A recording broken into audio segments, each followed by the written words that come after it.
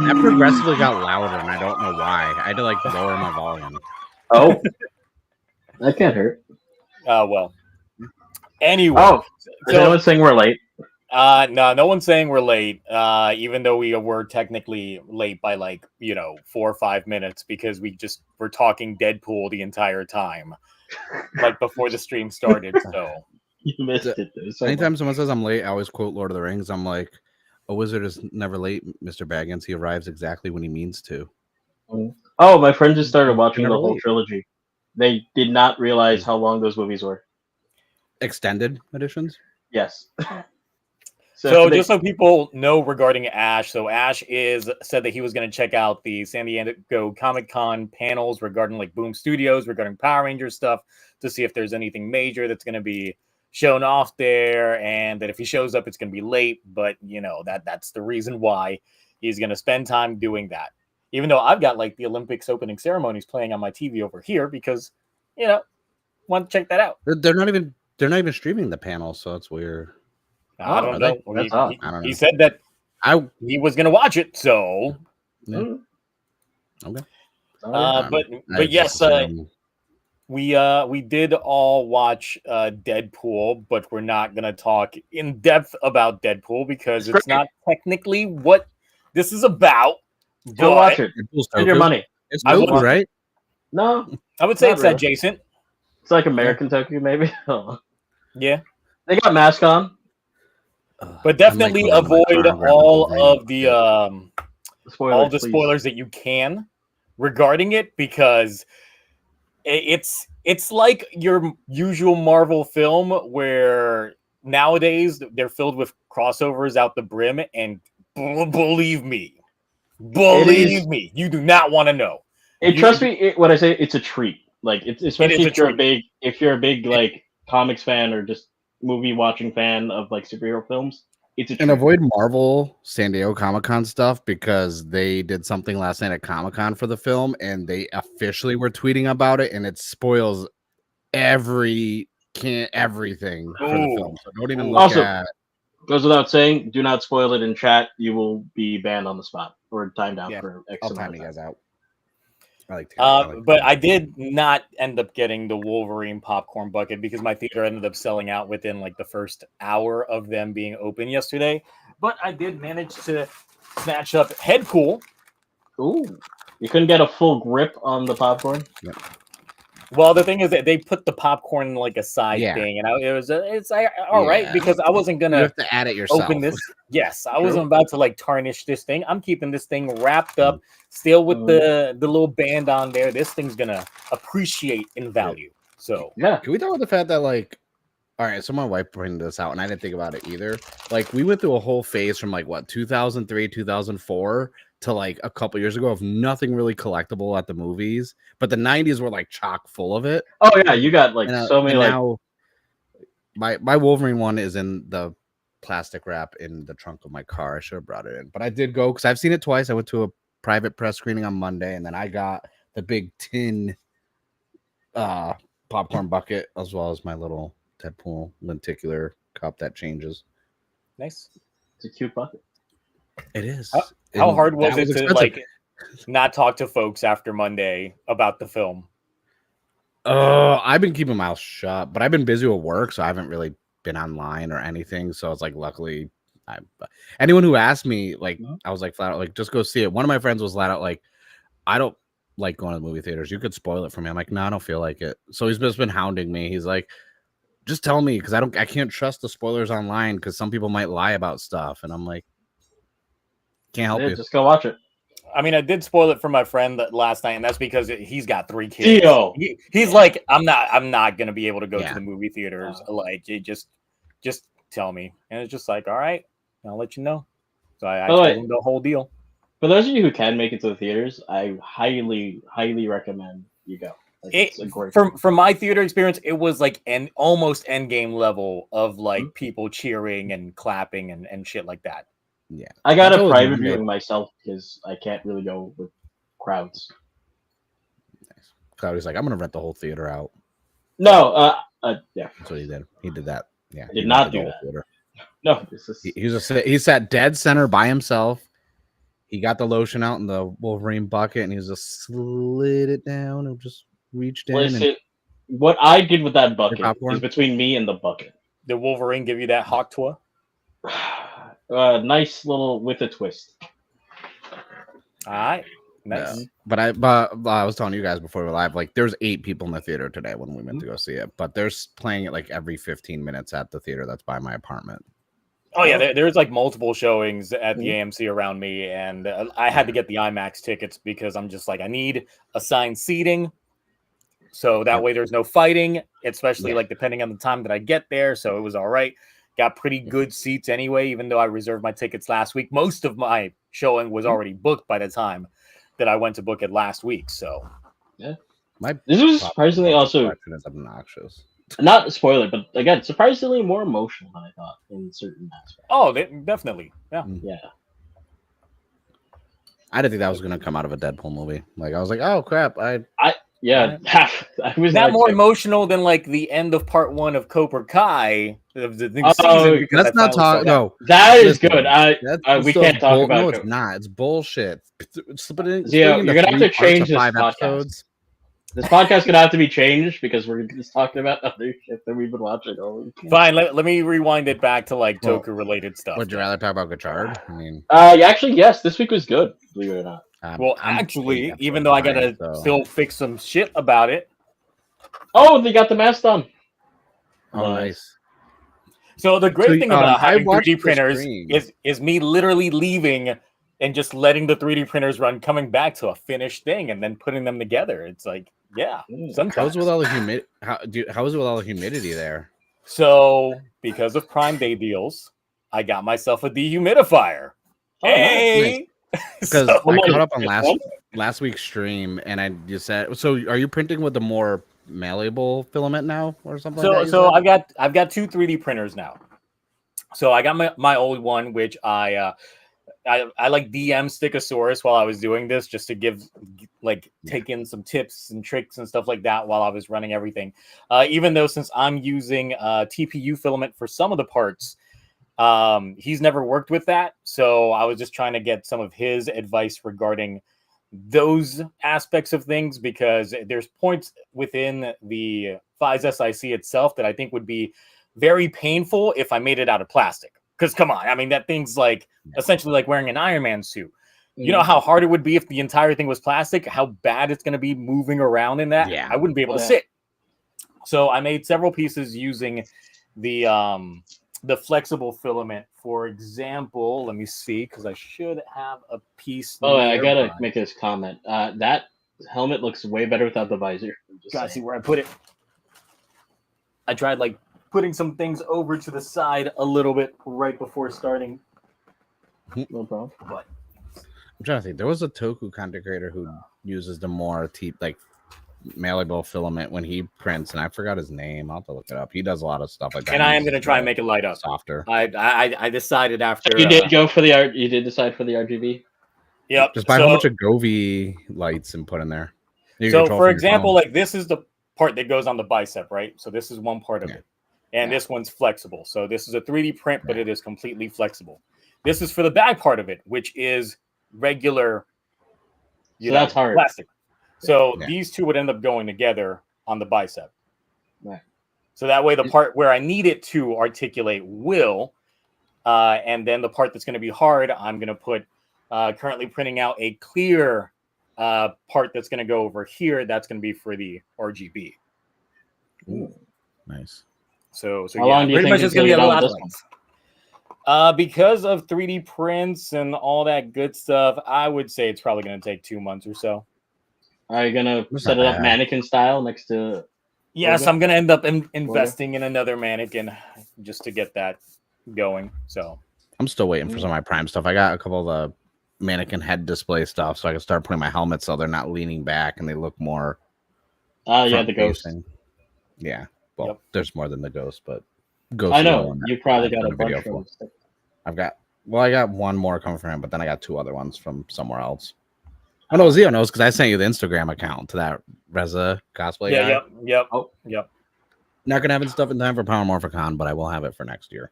Oh wait, I gotta ask. Since you weren't here last week, there was a video that aired like ranking the Heisei Sentais in order. Did you see it? I still haven't even seen it myself. No. So. Oh, okay.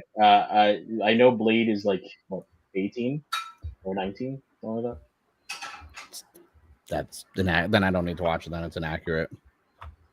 I just wanted to. Yeah. Guarantee it's a Gaim and Decade are probably in the top 3. That's how it always is. And probably Build is up there as well. No, well, Build. Yeah, you're right about Build. Well, don't spoil it for me. I still got to check it out myself. So okay, I might make content out of it. Maybe. I think you should have reacted to it by now. Come on. I could have, but work week. Right. Yeah. That's the issue. Like I was saying before the stream started, like my Sundays, I've been clearing them out because I'm like, all right, let me get out my Boom Boomdra videos these Sundays because they normally drop early, and then this week's didn't drop early again. It ended up not coming out until like 5-6 p.m. Eastern time. So I was like, really? Okay, at that point, I might as well just not care. So I'm just whatever. So I'm a similar boat. I had to go get my checkup results. So it's not been going well for me. Got some checkups that are going wrong. What? Yeah. I did some blood work because I got really sick on Tuesday and I kind of slept for 13 hours. I have really low blood pressure, apparently. Really low blood pressure. What you do is you buy the medical facility and give them and make them give you the results you want. Yeah, that'd be great. It won't change my health or anything. It could. Yeah, apparently it leads to passing out quite often. So on paper, you'll look good though. Oh yeah, that's true. On paper, I'll look like a freaking stallion. Yeah, there you go. Maybe even fit for office. Oh no. Mute my mic so I don't stand it. Listen, Zio, you could be smoking for 40 years, chugging vodka every day after work, and you'd be fit for office. Okay. I don't know. I feel like this seems accurate.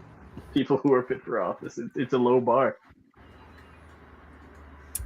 So with we haven't even done introductions. Cloudy, how are you this fine evening? I'm Cloudy. Alive. I'm alive, and I am the peak of physical health in every way, shape, and form. I have never once been ill in my life, and I never will be.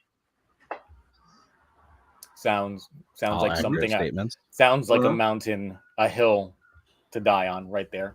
Oh, absolutely. That I will die on. Yeah. From natural causes. Of course. Actually, no. You'd be so fit that it would be unnatural causes that get you. Oh yeah, of course. Someone would have to make like causes. Yep. Yeah, they'd have to get like a holy bullet blessed by the Pope himself. It would have to be like aliens coming down with the power of like alien rock and roll, shooting lightning bulbs just straight at you. Only way. It would be the only way. Yep. The only way. Mark, what you been doing? Working a lot. That's why I haven't been around. And it's hot here. It's been like 100, 104. It's just obnoxious. And Comic-Con's going on right now. Dude, I know Ash isn't here, so we can't talk about the Massiveverse stuff. But like, we're getting a feature film, but it's found footage. So I know Cloudy will like that. I am very excited. Footage. So I'm all for it. Now I gotta like harass Kyle Higgins to like put me in that movie because like I'm kind of like the found footage snob. I mean, Zio likes found footage. You like the original Cloverfield. I do. Cloverfield's good. And I mean, who forget about like Blair Witch Project? Zombie Holocaust. Blair Witch Project was like the biggest one back in the day. I remember when, because we're the same age range. So yeah, I remember when that came out. Especially the fake website that they had attesting that it was real and all that shit. It was crazy. What was the superhero one again? That one was kind of cool. Chronicle. Chronicle. That was good as well. That was good. There's been a lot, so I was like really excited when they announced that. I could care less about the Power Ranger announcements because everything post Mighty Morphin Power Ranger comics that I've seen just do not look appealing to me because it's all like what if, like fan fiction, like unique teams where like a whole bunch of them are like knights, and then there's like all this weird. I'm like, don't care about that shit. Once MMPR is done, like as far as I'm concerned, that's less money I got to spend on comic books. Well, I mean, since you did miss out on last week, you went to Legoland last week. Yeah. How was that? How much money did you spend? You're not my accountant.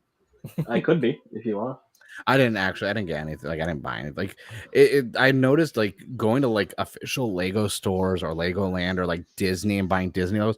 The markup is huge. Yes, it is ridiculous. Like I know we've all seen it. Remember the Optimus Lego set where you could transform him? Mm-hmm. So that's like $120 at like Target and like $120 at like Walmart and this and that. They like have the full like they have like the $239 price tag at like the official stores for it. And I was like, why is this double the price? He's not bigger. Like we don't have a Megatron or Star. So I was like, nah, I didn't buy it. I didn't spend anything. I was just there. I existed. I don't do roller coasters. I don't do rides and stuff like that. Because why? Final Destination 3. That's why I don't do that stuff. I don't do that stuff because there is a good chance I won't make it halfway through the ride. I assume you're like Mr. Glass from like Split. It's actually not that.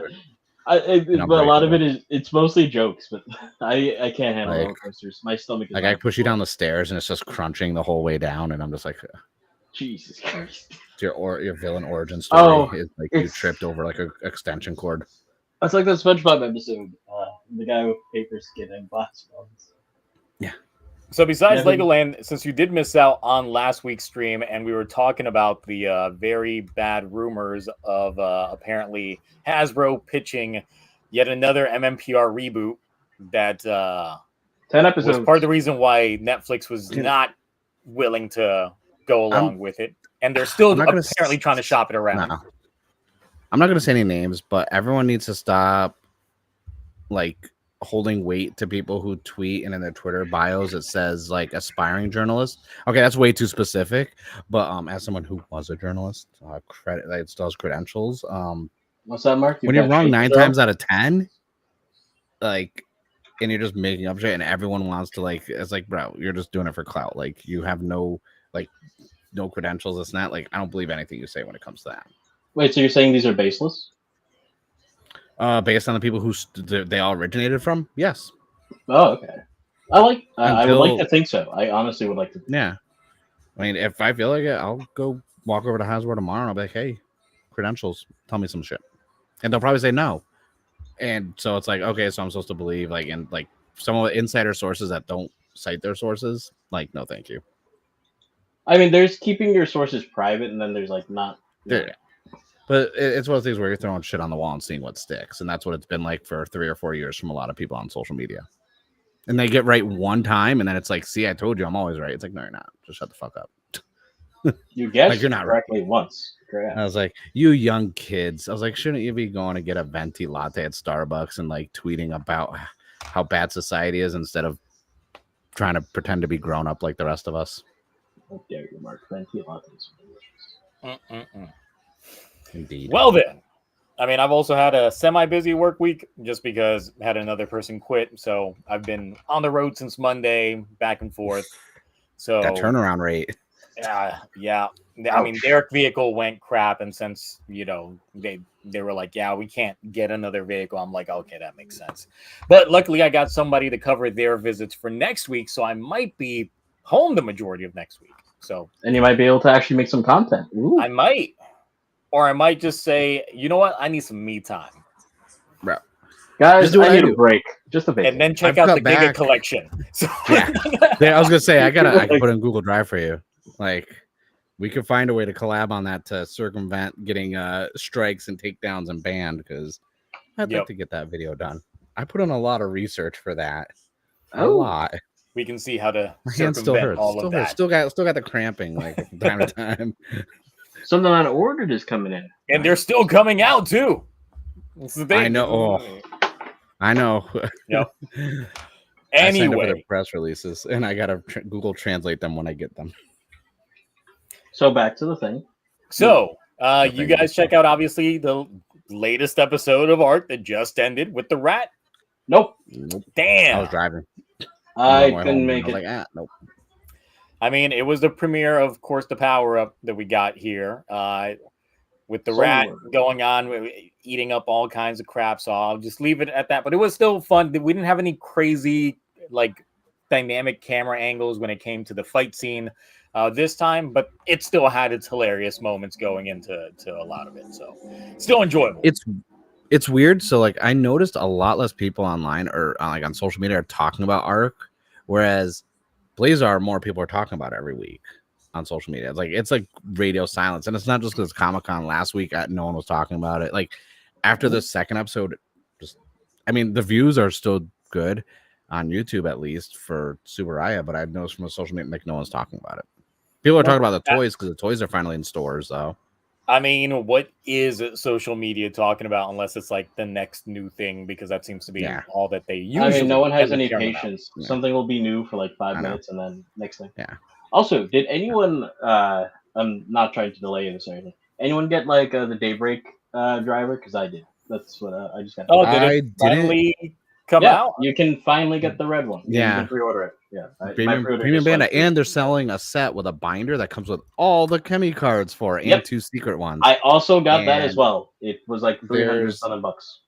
Yeah, I'm getting just the card set one because I was like, all right, I don't have to buy a boost. I don't have to hunt down cards. That's only $100. But I have a feeling they're going to be doing more like that with the cards. So I have a feeling we're going to get full sets of cards for like the previous phases and this and that are probably definitely. This is why I was waiting on buying like sets of these cards because I knew they were going to release collectors. So these are also the cards. Driver. Wait, these are also the cards I want. They all have the fire effects. That's what I was want. See, I'm going to tell you why you don't get it. I'm going to tell you why you don't get it right now. Because do you know how much I got the Zillion driver for the other day? How much? Under 40 with shipping. Where, from just like Amazon Japan? Did you get it from Mercari? Japan. Mercari, Japan, for buy brand new, unopened. All right, that stuff. Cool. That's why I'm like, that's why I'm not getting anything else anymore. I'm done. Unless it's a new driver that when it comes out for a new show, like Gavv's Henshin Belt, I'm getting that. I'm getting any drivers until after they come out and get them by. No, this will be my first Gachard driver because I didn't get the original for sure. But I'm getting the Daybreak, and I'm definitely getting the Daybreak collector's book. Because this is my first time seeing the driver without the little attachment on there, and now that I see that it has like the gold accents on it, I'm like, oh no, it looks good. It has the red too. Like, remember, this is what we were talking about. We were gonna say that this was gonna be one of them. This was gonna be a thing. Yeah, it looks so nice. Ooh, that markup. Ooh. Yep. Look at the gold and the lights. It actually looks nice. And Bardbox, I'm in Southern California, so I usually do EMS shipping. It's usually like it ends up being like maybe like $8. That's funny. I would still buy it even if it didn't come with the igniter. I don't really need it. Yeah, no, I don't care about the igniter. The igniter is going to cover up that glorious gold. Yeah, exactly. There's no reason to have it other than it's just coming with it. See, look at what happens when the world around you just crumbles and you lose an eye. You get fabulous. I just want to see. Listen, that trailer looks the box good. is going to look amazing. Yeah, I like that box. Good. Yeah, I don't regret buying this. This is definitely one of. I'm glad I waited to get the Gachard. I'm not because the analytics were friendly to me because I got mine 2 weeks early before they got anyone else, so the analytics were in my favor. All right, so we want to talk about the show. Well, Mark, you didn't watch Boom Boomja this week. I didn't watch anything this week. We could talk about Cobra Kai though instead if we want. We could talk about Cobra Kai. Those 5 episodes. We could talk about Cobra Kai. We could talk about those other stuff that is when everybody else falls off, then we can jump on it. But yeah, it was just really quick about like Boom Boomja and then like Gachard and everything, and a lot of people keep talking like every time it's like, oh, adapting seasons. Dude, the whole entire cast of Cobra Kai, you got a slew of people that you could just use for Western adaptations for Toku now and anything. Yeah, they're all very well trained, very experienced. I was like, "Ooh!" And you got to get them while they're still at that peak age for being in these 25 playing seniors in high school. Yep. Actually, most of them are like around like 20 early 20s. Like some of them are really starting to show their age, though. If you go back and rewatch like some episodes from season 1, You could definitely tell. It's like, oh yeah, you Saint, your kid's definitely graduated from college by now, but he's a senior. Yeah, So I mean, it's what happens when there's multiple years in between each season. That Their definitely teenage kid happened. is on set with them while they're filming, pretending. to be in That high was the school. biggest issue with Stranger Things, but Yeah, that's why Oh there's a yeah, time jump in the next season. because I'm like, aren't they still making it one new season? And it's like, been how long? Dude, this next season's gonna be insane. Each episode's an hour and 15 minutes long, and then the final episode's 2 hours and 20 minutes long. They say. all right, so we'll get back on that like at the end of stuff. But yeah, so real quickly about Boom Boomger this week, because we did get the debut of Boon Red 119, and look, I like it. Though I did like the premiere of it, I still don't like how it came about. No, I like the suit itself and just the theme. That's mainly my thing. Because it was still exactly what I said last week, that I was feeling that it was going to be a power up that just didn't feel earned. It literally just came about. Mm-hmm. They're rummaging through extra rooms in Taya's house to clean it up because apparently he bought a big house and didn't bother furnishing any of it. He just cared about like his bedroom and then the downstairs area, and that was it. But the rest of it, yeah. And then they managed to find the box of kids' drawings, and bam, lo and behold, that's what's in there. Though there are a couple of things in there that we're going to see later on, like him riding the lion, and you got the fire truck, and then the picture in the backpack is him on a rocket ship. Ooh. So that's another one of those 4 childhood drawings. But the thing is, I was looking at the other things that's in that room, because of course it's like I'm always like pausing, looking at what's going on. It's just like, well, if you're going based off of this being his childhood dream, why didn't you notice all the guitars that are in the background of this room? Because clearly Taya wanted to be a musician. And there could be a power-up attributed to all those guitars. We could have Rockstar Boon Red down the line. Country Boon Red. If only like Bunjiro had turned his head a little bit more just to be able to see those guitars, we could have had a whole different power. So, do you think that we'll get power-ups for the other ones at this point or no? I'm hoping. Because I would like that. The way if they reuse the concept that they used for the undersuit for 119 for everybody else's like individual power-ups, it'd be great. They would look really good because the undersuit plus the armor I like a lot for 119. I thought it was pretty good. I like the backing theme as well. I don't know if it's out yet or whatever. So yeah, it was definitely a good episode, but I can't believe it wasn't a Taya episode that deserved this power. But Gachard was better this week, so yeah. I don't know. This felt because like you got the Gemba plus what's his name Joe investigation aspect of this episode because you know the extinguishers are exploding and setting things on fire, and then there's this Bondrio talking to Byundi and what's his name just because you know they're discussing like you should support Taya and his dreams, and it's like all of this is happening, but I'm not seeing Taya. I'm not seeing his like own personal motivations that would lead him, to get this power up. It would be nice if he was involved at all. And I do think that another thing is, of course, the way that this show is structured, the majority of the plot that we get happens only within the first 10 minutes of the episode because the rest of it is just action right after. Yep.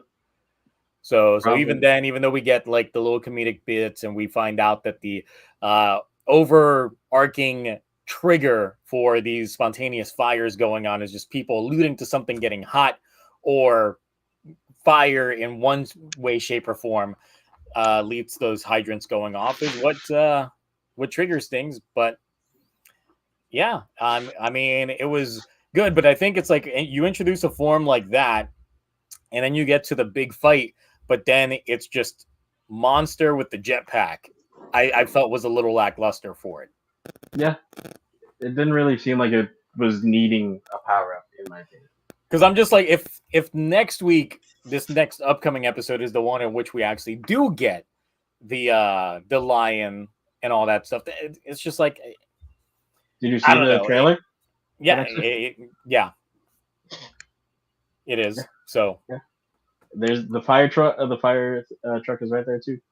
So it's just one of those of like, now that we know that Bundrail can literally just cook shit up. Now I'm just like, this kind of negates the, well, once again, the power-up didn't feel earned because it kind of just happens. He's just like, I'm going to make your childhood dream come true by just taking this drawing you made as a kid and then just 3D printing this out.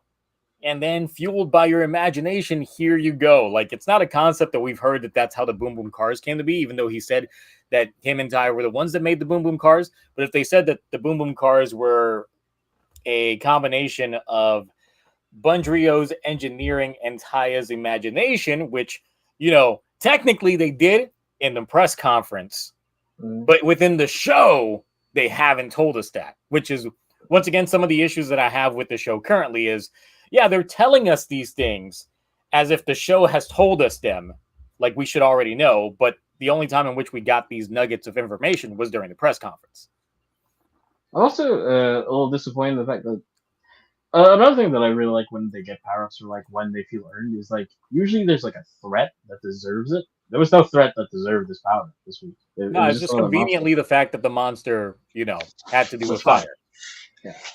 But at the same time, now that we know that Bundrail can just cook this up, he's got no excuse why the others can't get a power-up now. Because if they legit pull an excuse why he can't make power-ups for everyone else, I'm going to hate that. Because now that I know that he can just do this, he should just be able to do it. Yeah, everyone should be powering up. Like, from here on out, let's get like a power-up episode for every Boomger. Let's just go. That would be nice. I would enjoy that.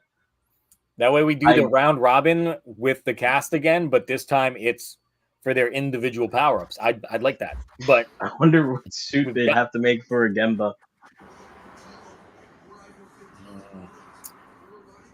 I was going to make a joke. What if they all got different types of lions, and then they can combine those 5 lions? Voltron? But that's never been done before. A go lion? 5 lion?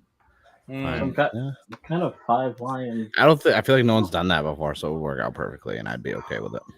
I mean, we got a black lion, like a 1, yellow lion, +1. Yeah. I feel like we would need a green lion. That would be 1 +1. Plus, their colors are off too. Yeah, we would need like a green. True, that's what I'm saying. No one's done it with those colors, so it counts. Well, is Sakito going to show up with like a liger and throw things off? I'd be okay with that. I like how Lookman out here with the, I don't know, 5 pennies. How much is that? $1. Nice. That's going towards the Monster Hunter Now fund. You put money in that, please tell me you don't. I do put money in that. Goddamn, Gio, don't spend money on gacha games. Did you pick up because I never got them before. Like I have the DS version, but they released a dual pack for Monster Hunter Stories on the Switch finally. I already have like Monster Hunter Stories 2 on the Switch, so see, I never bought 2 because I was like, man, $60, that's kind of steep. And I had the original one on the 3DS or DS. So I was like, I just bought the dual pack the other day because it was also on sale for $29, and I'm like, that's a good deal. Do you have like a question, a statement, something? No, he just does this just for shits and giggles, and that's it. I get that, but like, I respect it. I respect but it. Yeah, I'll go more into like the Boom Boomer stuff once I put out my review tomorrow. Since I typed up pretty much everything for it, it's just I came up with a bit idea that is going to linger throughout the entire recap portion. That I'm just like, why did I do this to myself? Yeah, so I haven't seen the episode. Was the debut of it at least like how would you rank it for the debut? The debut, like, was not a letter ranking because I don't want to spoil your video, but no, like in terms of like the transformation sequence and all that stuff, it was enjoyable because you had a new insert theme by Masaki Endo. He was also the voice of the Zoom Zoom. God, I forgot the name of it. It's the Zoom Zoom something. The car, yeah. Because as opposed to Boom Boom, it's the Zoom Zoom. But I'm just like, oh yeah, that'd be a good name for like maybe have the 7th be a Zoom Zoomer. Yeah. Oh, there was the visual effects for it were pretty good. I would say the only problem is like the fighting itself was incredibly simple and almost It was, but I did like there was a portion in which they went first-person shooter mode for it with the squirt gun. True, that was nice. And it was pretty nice. It was a pretty nice thing, and I was just like, okay, I see y'all probably saw Ark's episode, and yeah, we're like, we got to retool this up. We got to change it up a little bit. I think it definitely was above average, which is why I'm leaning towards 6 or 7, but I don't think it was like mind blowing. What weighs it down literally is when they transition to the Meg fight, because once again, the Meg fight's like the most lackluster thing about it. Believe it or not, this is probably one of the, I'm not going to say worst Boom Boomer episodes, but this is not like one of my favorites. This is not in like the top episodes for sure. I mean, well, how many episodes are we're what 21 episodes in now? 22. I mean, wait, I'm trying to think 22? where King Osher and Don Brothers was around this time. Isn't it next week 24? Well, the thing is, remember, King Oger was nearing the end of its first half. Yeah, that's what I'm saying. When we were hitting that like time jump. Oh yeah, it is 21. Yeah, but I'm trying to think just based of like the pacing, because I'm with Boomer, I'm like 2 episodes behind. Gachard, I don't remember the last episode I watched. I think it was there's a 3 in front of it though. Like, so I'm like, you get it. King Oger was like more serialized, so it had like a more developed plot, but it's like, I don't know. The show is mostly just action, so it's like the little bits. I feel like Boom Boomer is more fun to watch, though. It's just more fun to sit down and watch for like 20 minutes, and it is. But at the same time, I'm just like, are we even advancing anything? Because right now, it currently doesn't feel like we're advancing anything. But it's like pop. Yeah, obviously, it's like a popcorn film. It's like it's good to watch. I'm enjoying the watch while I'm watching it, but it's like, you don't feel full for it. And the thing is, it's like it's not like.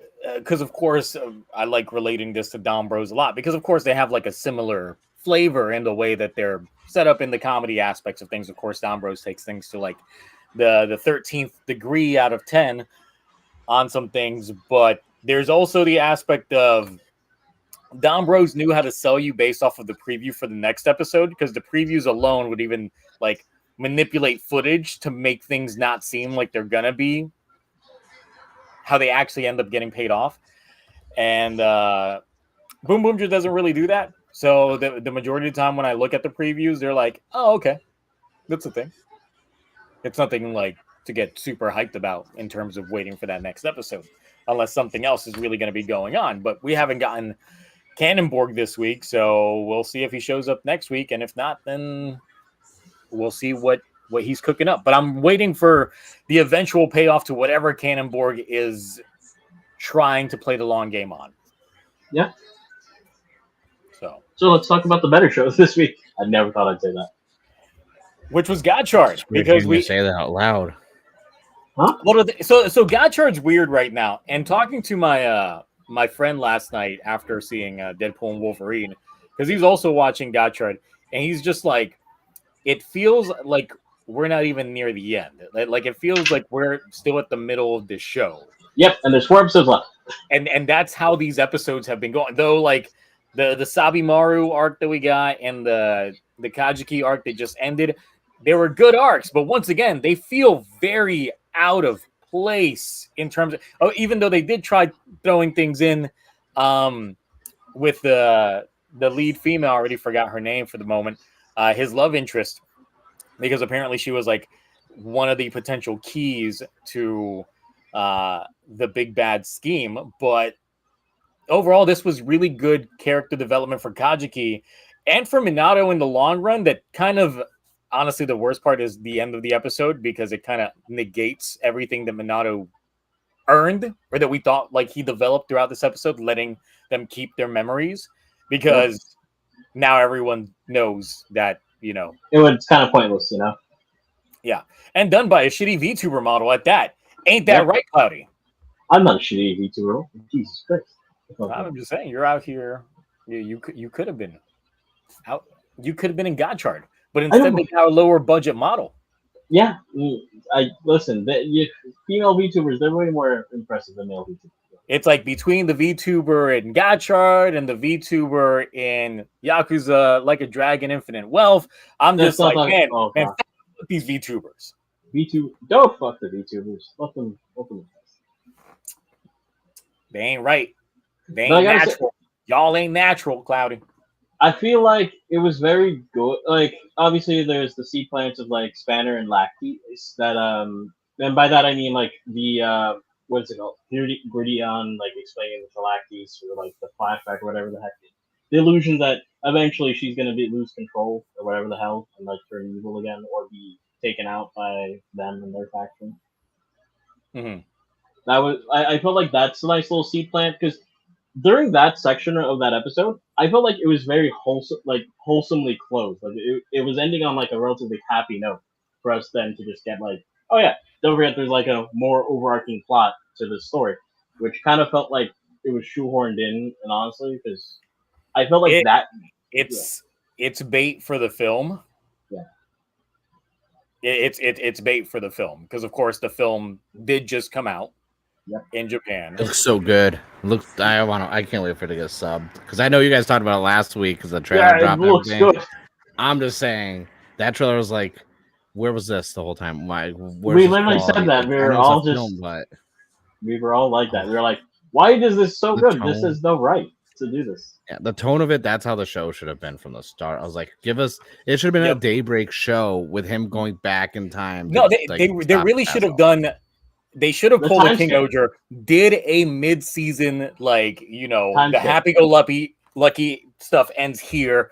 Let's go hard and bad stuff, time skip, and then we get adult Hotaru. With the daybreak form, we get new suit. Yeah, I would have liked that a lot. And then they could have literally ended Gachard with, like, adult Hotaru going back in time to prevent the events of his future from happening.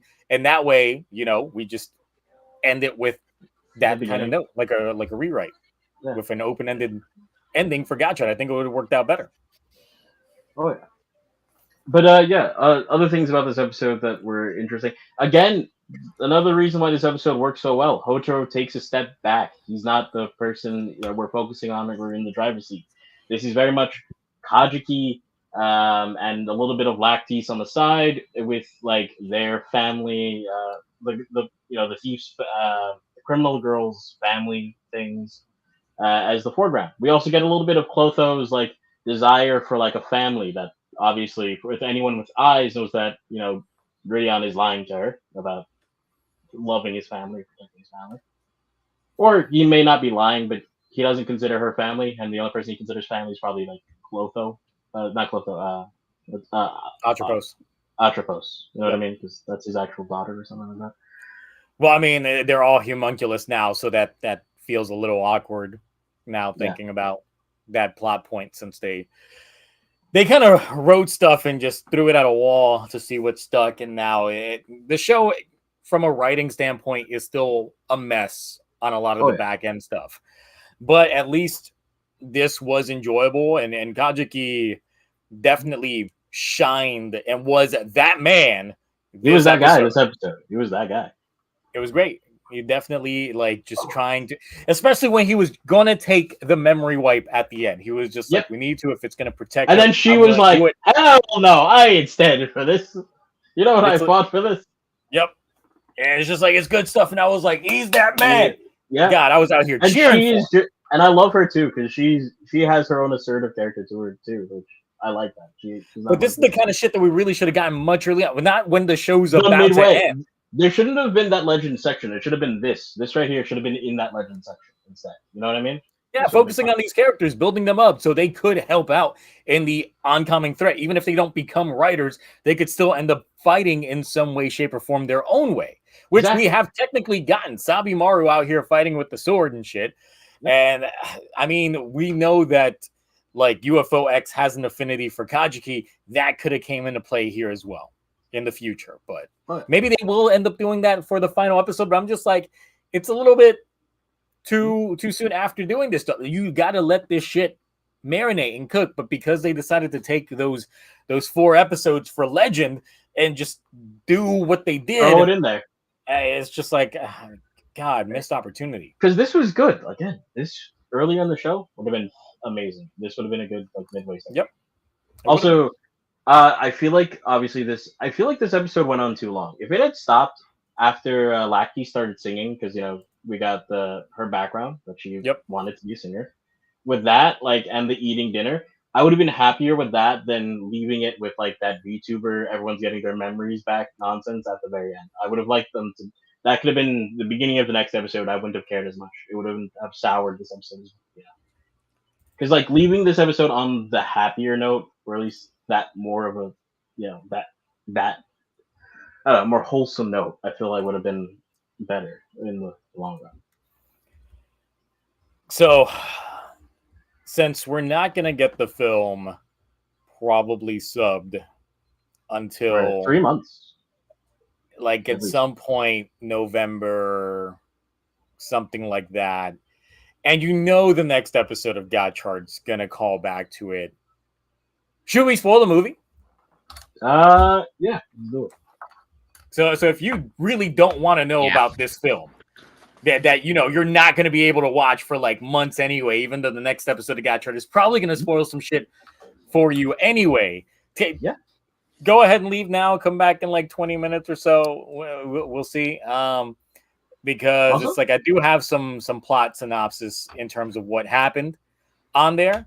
Because it's like, what really is the point, especially if they play this up like they did the last time that they had a film where they were like, "Oh, you missed out.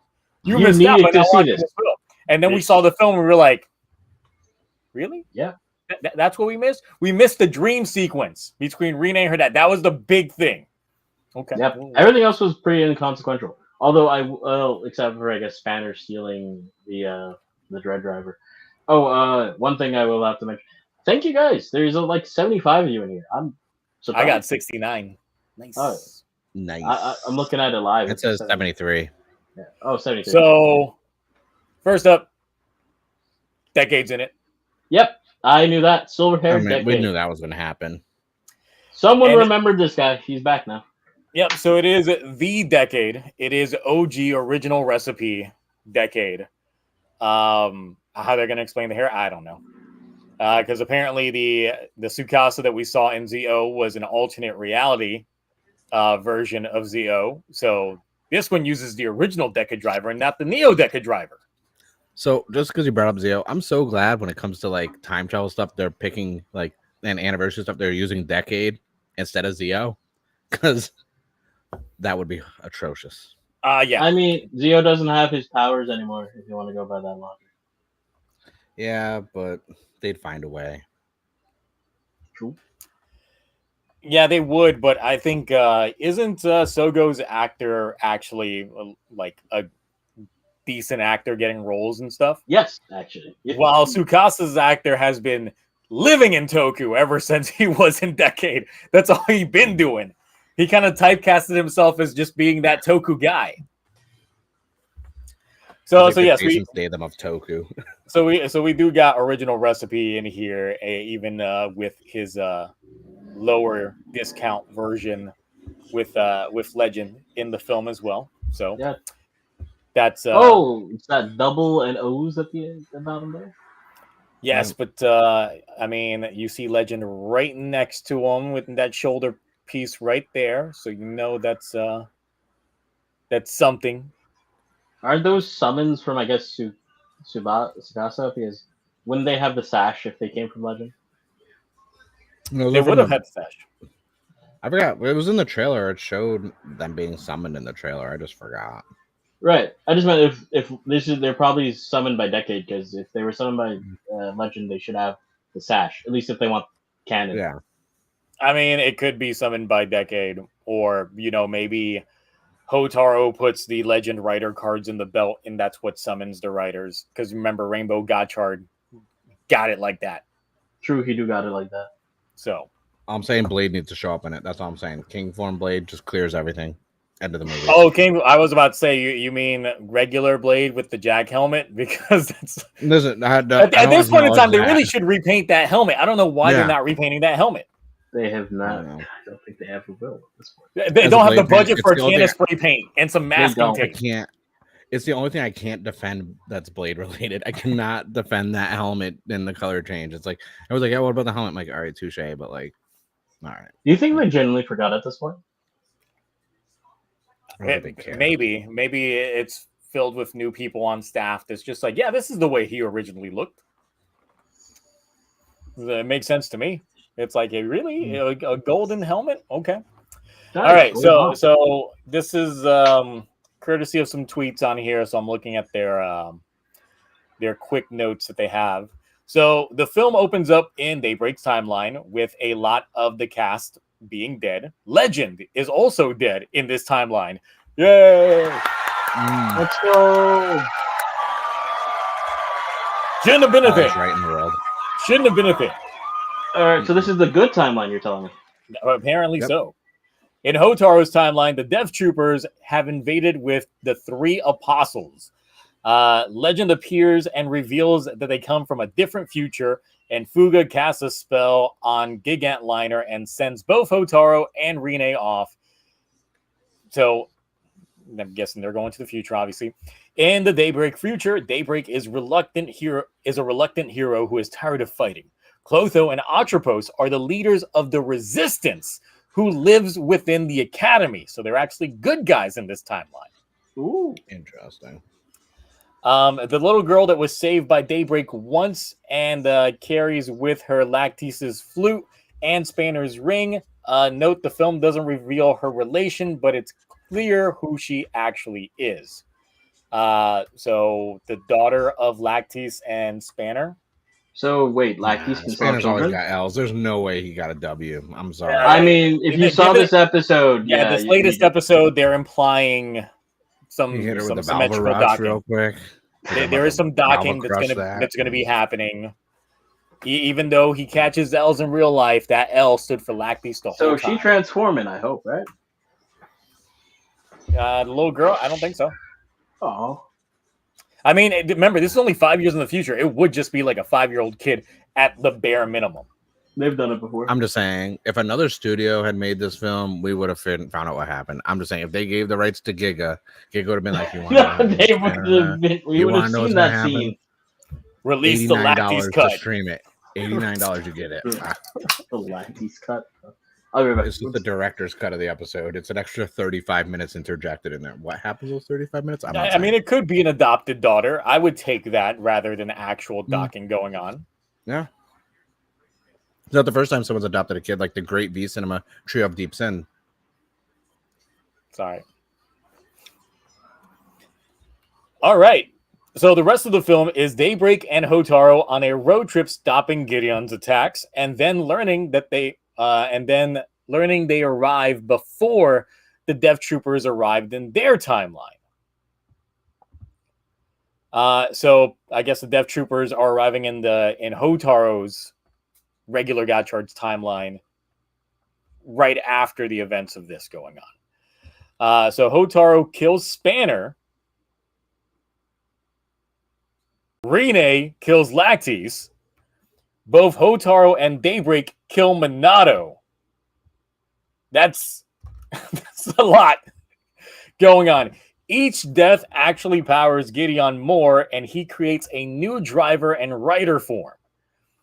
Daybreak feels betrayed and blames Hotaro for ruining his future, and Rine tries to cheer him up and hears herself in one of his cards.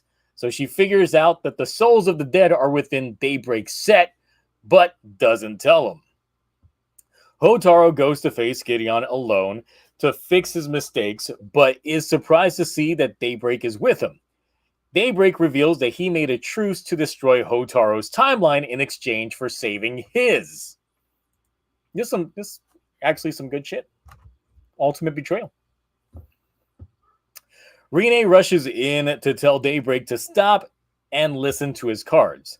All the dead give an emotional speech to him, making him regret what he did. Gideon kicks him down and plans to use Rine as a sacrifice to destroy both worlds. Hotaro steps in to stop the attack, but Daybreak gets hit instead. They both reconcile and transform to fight Gideon. Legend reveals that his card set has shaped like Kamen Rider cards instead of Kemi cards, and summons nearly all the riders at once. Let's see here. Legend found Gavv's leaf in the card set and summons Gavv, but Gavv didn't appear, but a young man instead. So this is where we get the actor. So they're pulling a difference than what we ended up getting in the previous film because, of course, we didn't get to see Hotaru. We just saw Gachard in the Geats film, and we previously didn't get to see Ace. We just saw Geats in the Revice film. So we're getting the actor in this film. Ooh. Is that a first? Yeah. Pretty much. Because they've usually just done in suit with ADR. Yeah, usually it's not the actor or the actual actor that shows up. He was puzzled not knowing why he appeared, but that's when he saw the battle rage and he transformed. Let's see. Transfiguring like Cross Z charge and / grease liquid sprayed all over the body. Gavv plays Rider Kick and then disappears. On the Daybreak timeline, 3 Riders versus Gideon at the Ouroboros world. He sacrifices himself to summon the Giant King. The Giant Demon King covered the darkness everywhere, but all 200 Kemi brothers blocked his trick. It's 200 Kemi cards, I guess.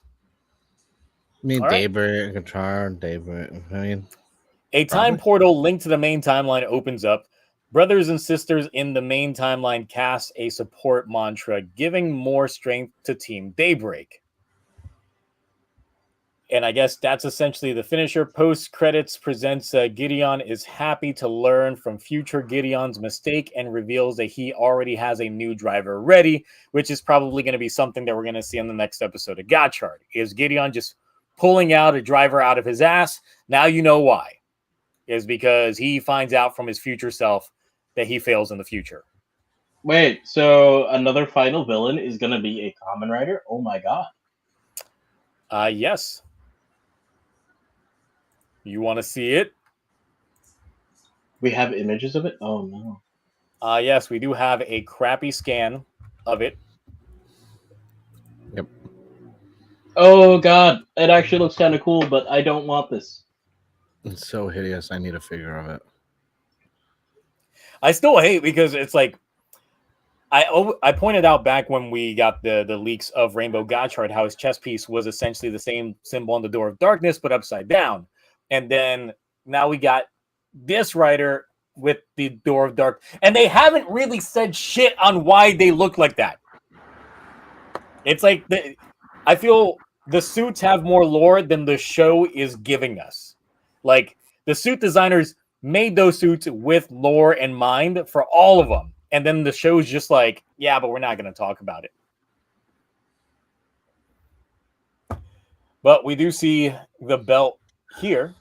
So there's that driver. I don't like it. And it's the fucking what's his name again? Who's the evil Dread driver? It's the Dread driver with a piece over it. No crap. Yeah, so it's not even a new driver. They literally just put something else on the Dread driver. Yep. Again. I kind of like that suit. It's growing. Like something about the helmet seems off, but I like the shoulders on it. The shoulders and then the chest piece and the arms.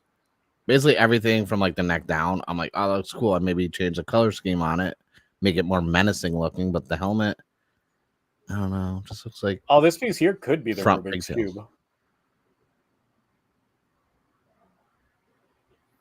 I can tell if it's that's like attached to the belt where like the Dread driver thing folds over, or if he's like holding that little cube in his hand. Well, because that part would normally be the part that would display thing, the image of. I like it, but I don't want to like it. I gotta see how it looks like not covered and all that crap, and just the fact that you know that they're gonna probably sell a bundle of this with the Dread driver. Actually, no, they're probably gonna charge you.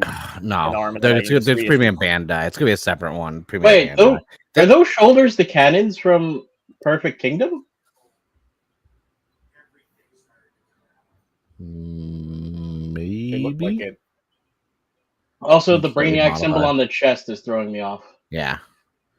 I don't know why. If that was black, silver, and purple for like a color scheme on that suit, would be so much better. Or like just red without the yellow, just red, silver, and black. Actually, a lot of this looks retooled because even the chess piece, I just noticed that like these parts here are not part of the initial chess piece. They literally just painted it on those circles just to make the symbol.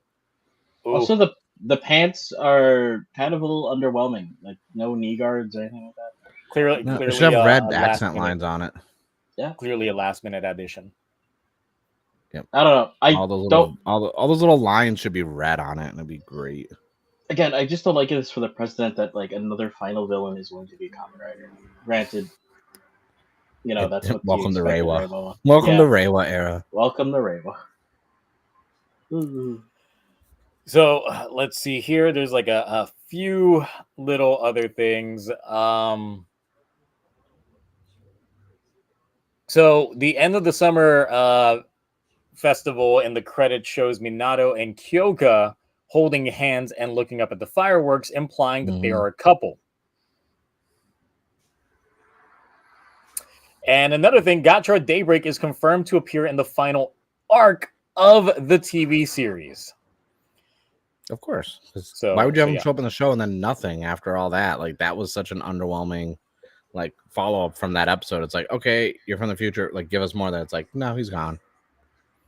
Yeah, but it's literally one of those things of you can expect it to be talked about in the next episode, or maybe the episode after that, where they're just going to be like, yeah, y'all should have seen what happened in this film. It was buck wild. It was crazy.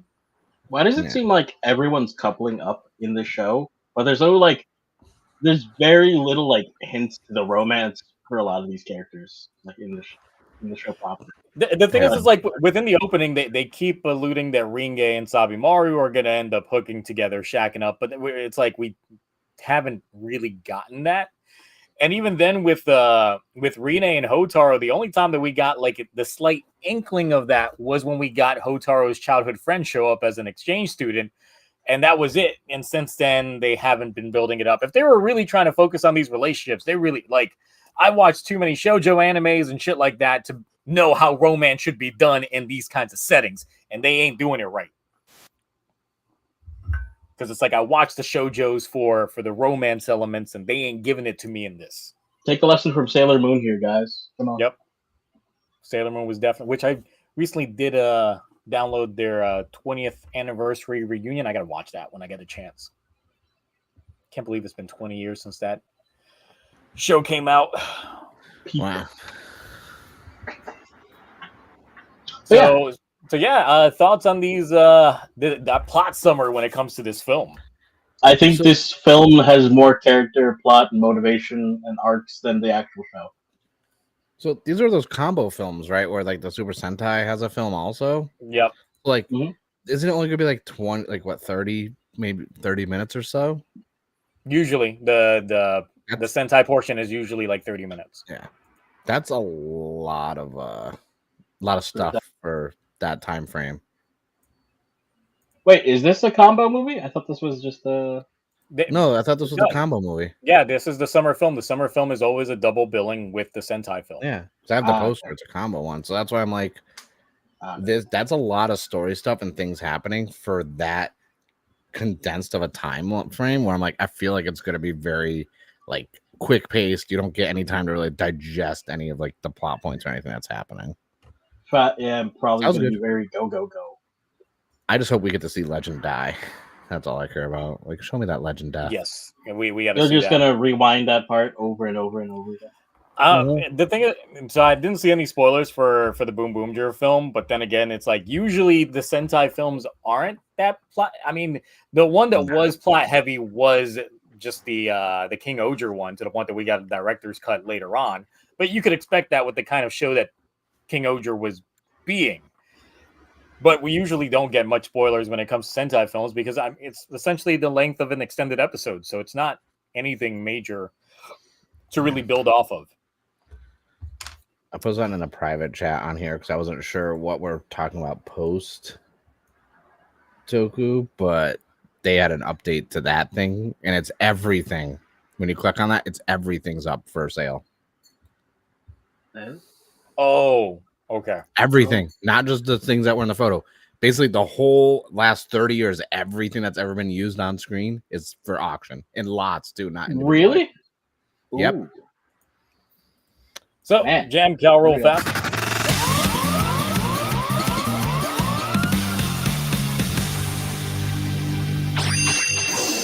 Masahiro Inoue is actually the representative director of AIC Rights Inc., a split-off company of Studio AIC, which does Tenchi, Bubblegum Crisis, Oh My Goddess, etc.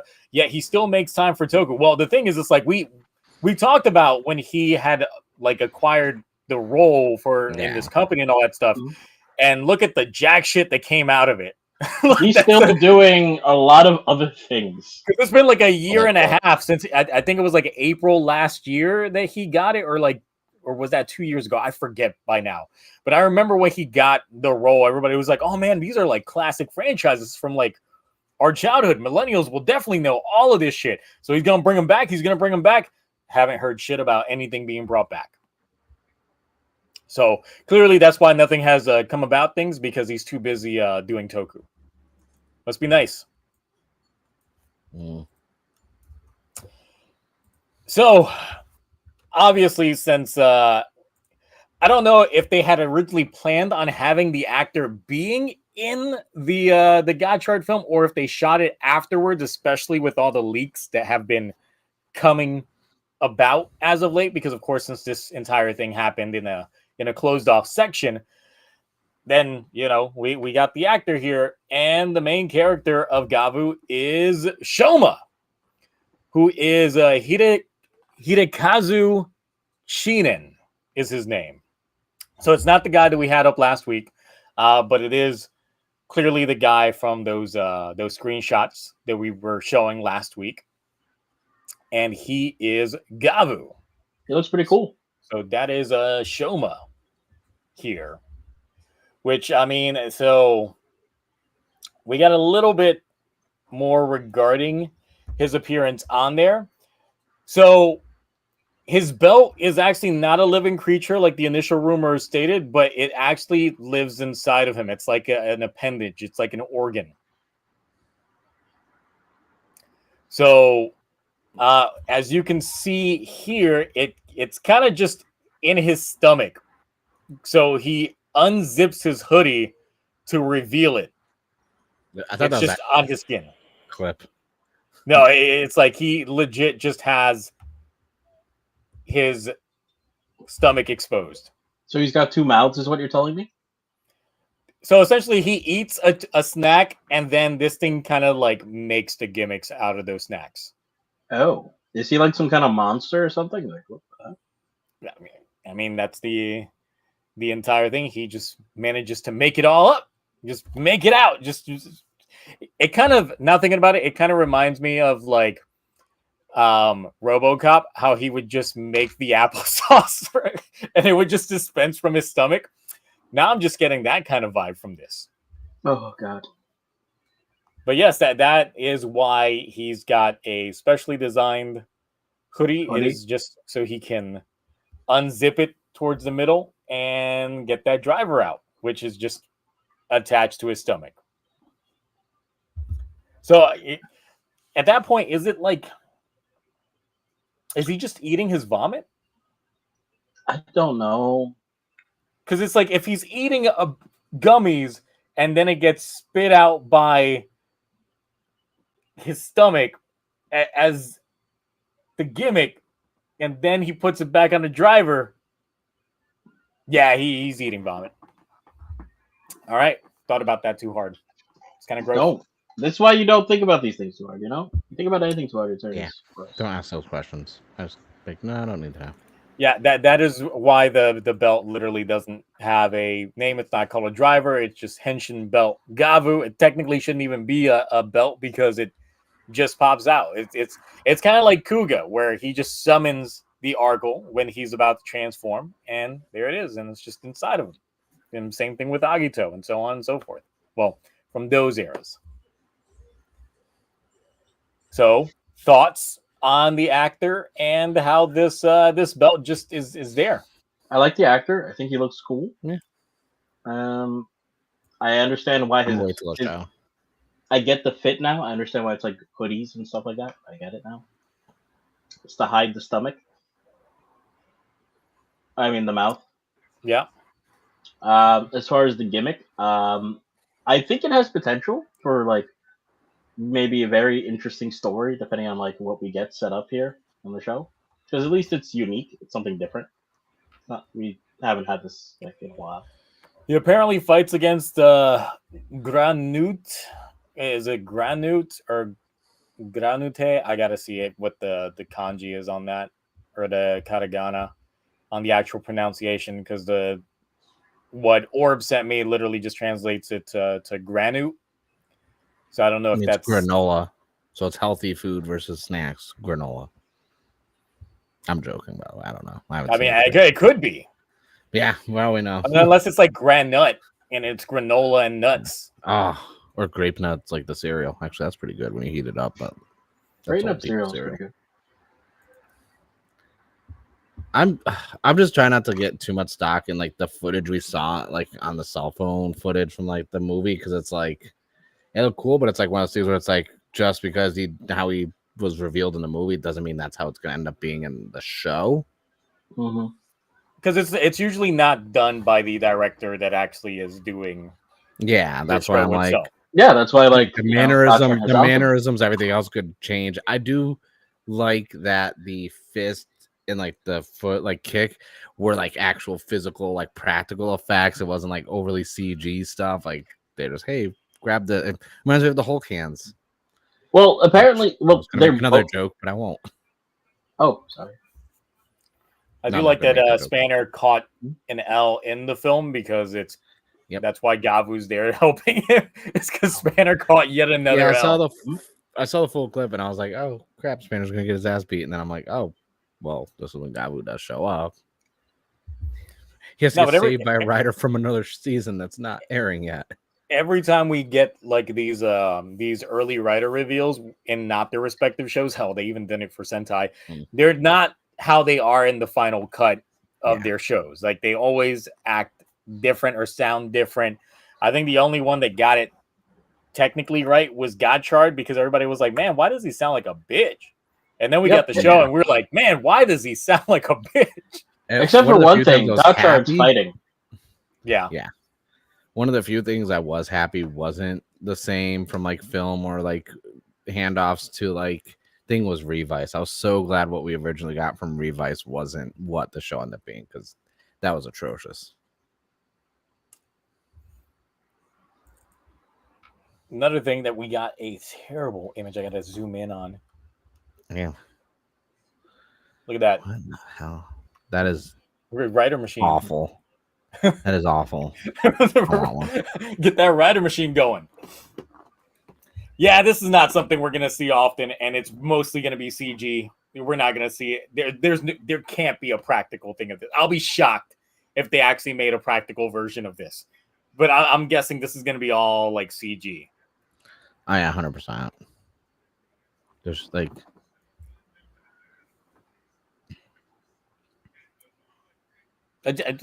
I mean, I like the little face on this area here. But I'm still like, this is awkward. They're really taking the fact that they can't take these things on the road anymore. That they're like, yeah, we're just gonna CG in a bike. It'll be fine. No one's gonna care about it anyway. Do you think this is like writer machine or like proper bike? Like, what do you think? No, I think this is his writer machine. Oh. Because having it tie into like a gimmick that's not something that we haven't seen multiple times already. Like first one that comes to mind is O's with the vending machine. True. But that was a practical bike once we actually got it. So. And you actually saw people riding on it a lot. And with Revice, technically the bike was Vice when he transformed into the hover vehicle. Oh yeah, that's right. But he only did that like what, twice? Yeah. Because of course it was CG. Yeah. So this will probably get the same if it's exactly CG action. I'm not looking forward to that. We do need that press conference soon, and hopefully it comes out. We get in like a week or two.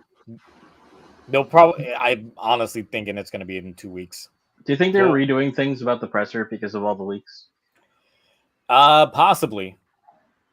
Or they could just act like it never happened because, Toei probably doesn't want to acknowledge the fact that they had leaks like that happen. Probably, yeah.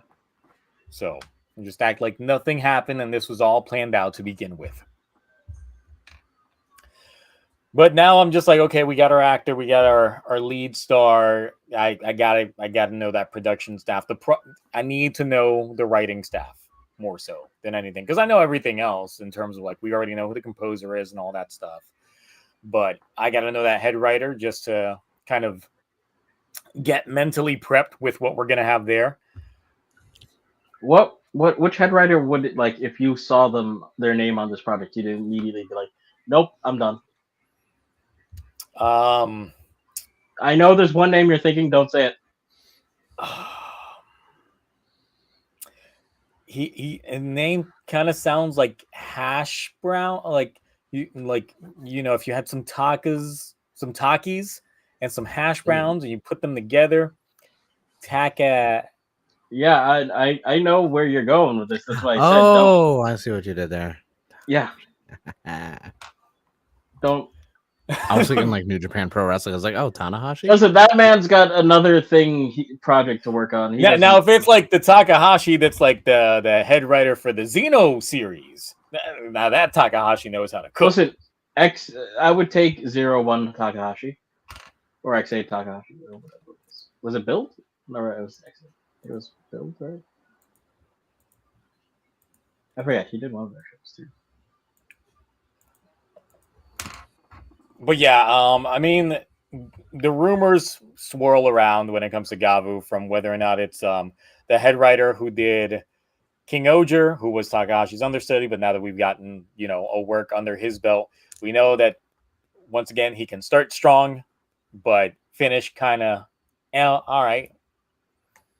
So it's one of those, and whether or not they see this as proper proving grounds for Akiko to actually get a show of her own, because that's my dream pick. Like, I want to see them chops put into a full show so I can critique it to hell and back and judge her just like I judged her father and her grandfather before her. You sound like he's like, I'm going to judge this whole family. Every single one of them, whenever they make anything. Every single one. The good stuff and the bad stuff. Can y'all cook as a family unit? Are y'all individual chefs? Or when combined, or is it just terrible? Or is she just a one-trick pony? I gotta find out. Is the nepotism real, or is it, is it just fake? Was she just piggybacking off others' works? You just need to know if she can cook on her own. Yes. Because we know definitely, it can cook. Like I was mentioning in VC chat on Discord the other day, it's just like, look, when people on staff had some questions, he would just invite them over to dinner at his place, and he would cook for them. There's a reason why you would find pictures of Inoue just cooking in his kitchen, because that's how it'd be like. He can legit just cook. Yeah. And the question is, can anyone else who writes for writer cook, please? Well, the thing is, it's like with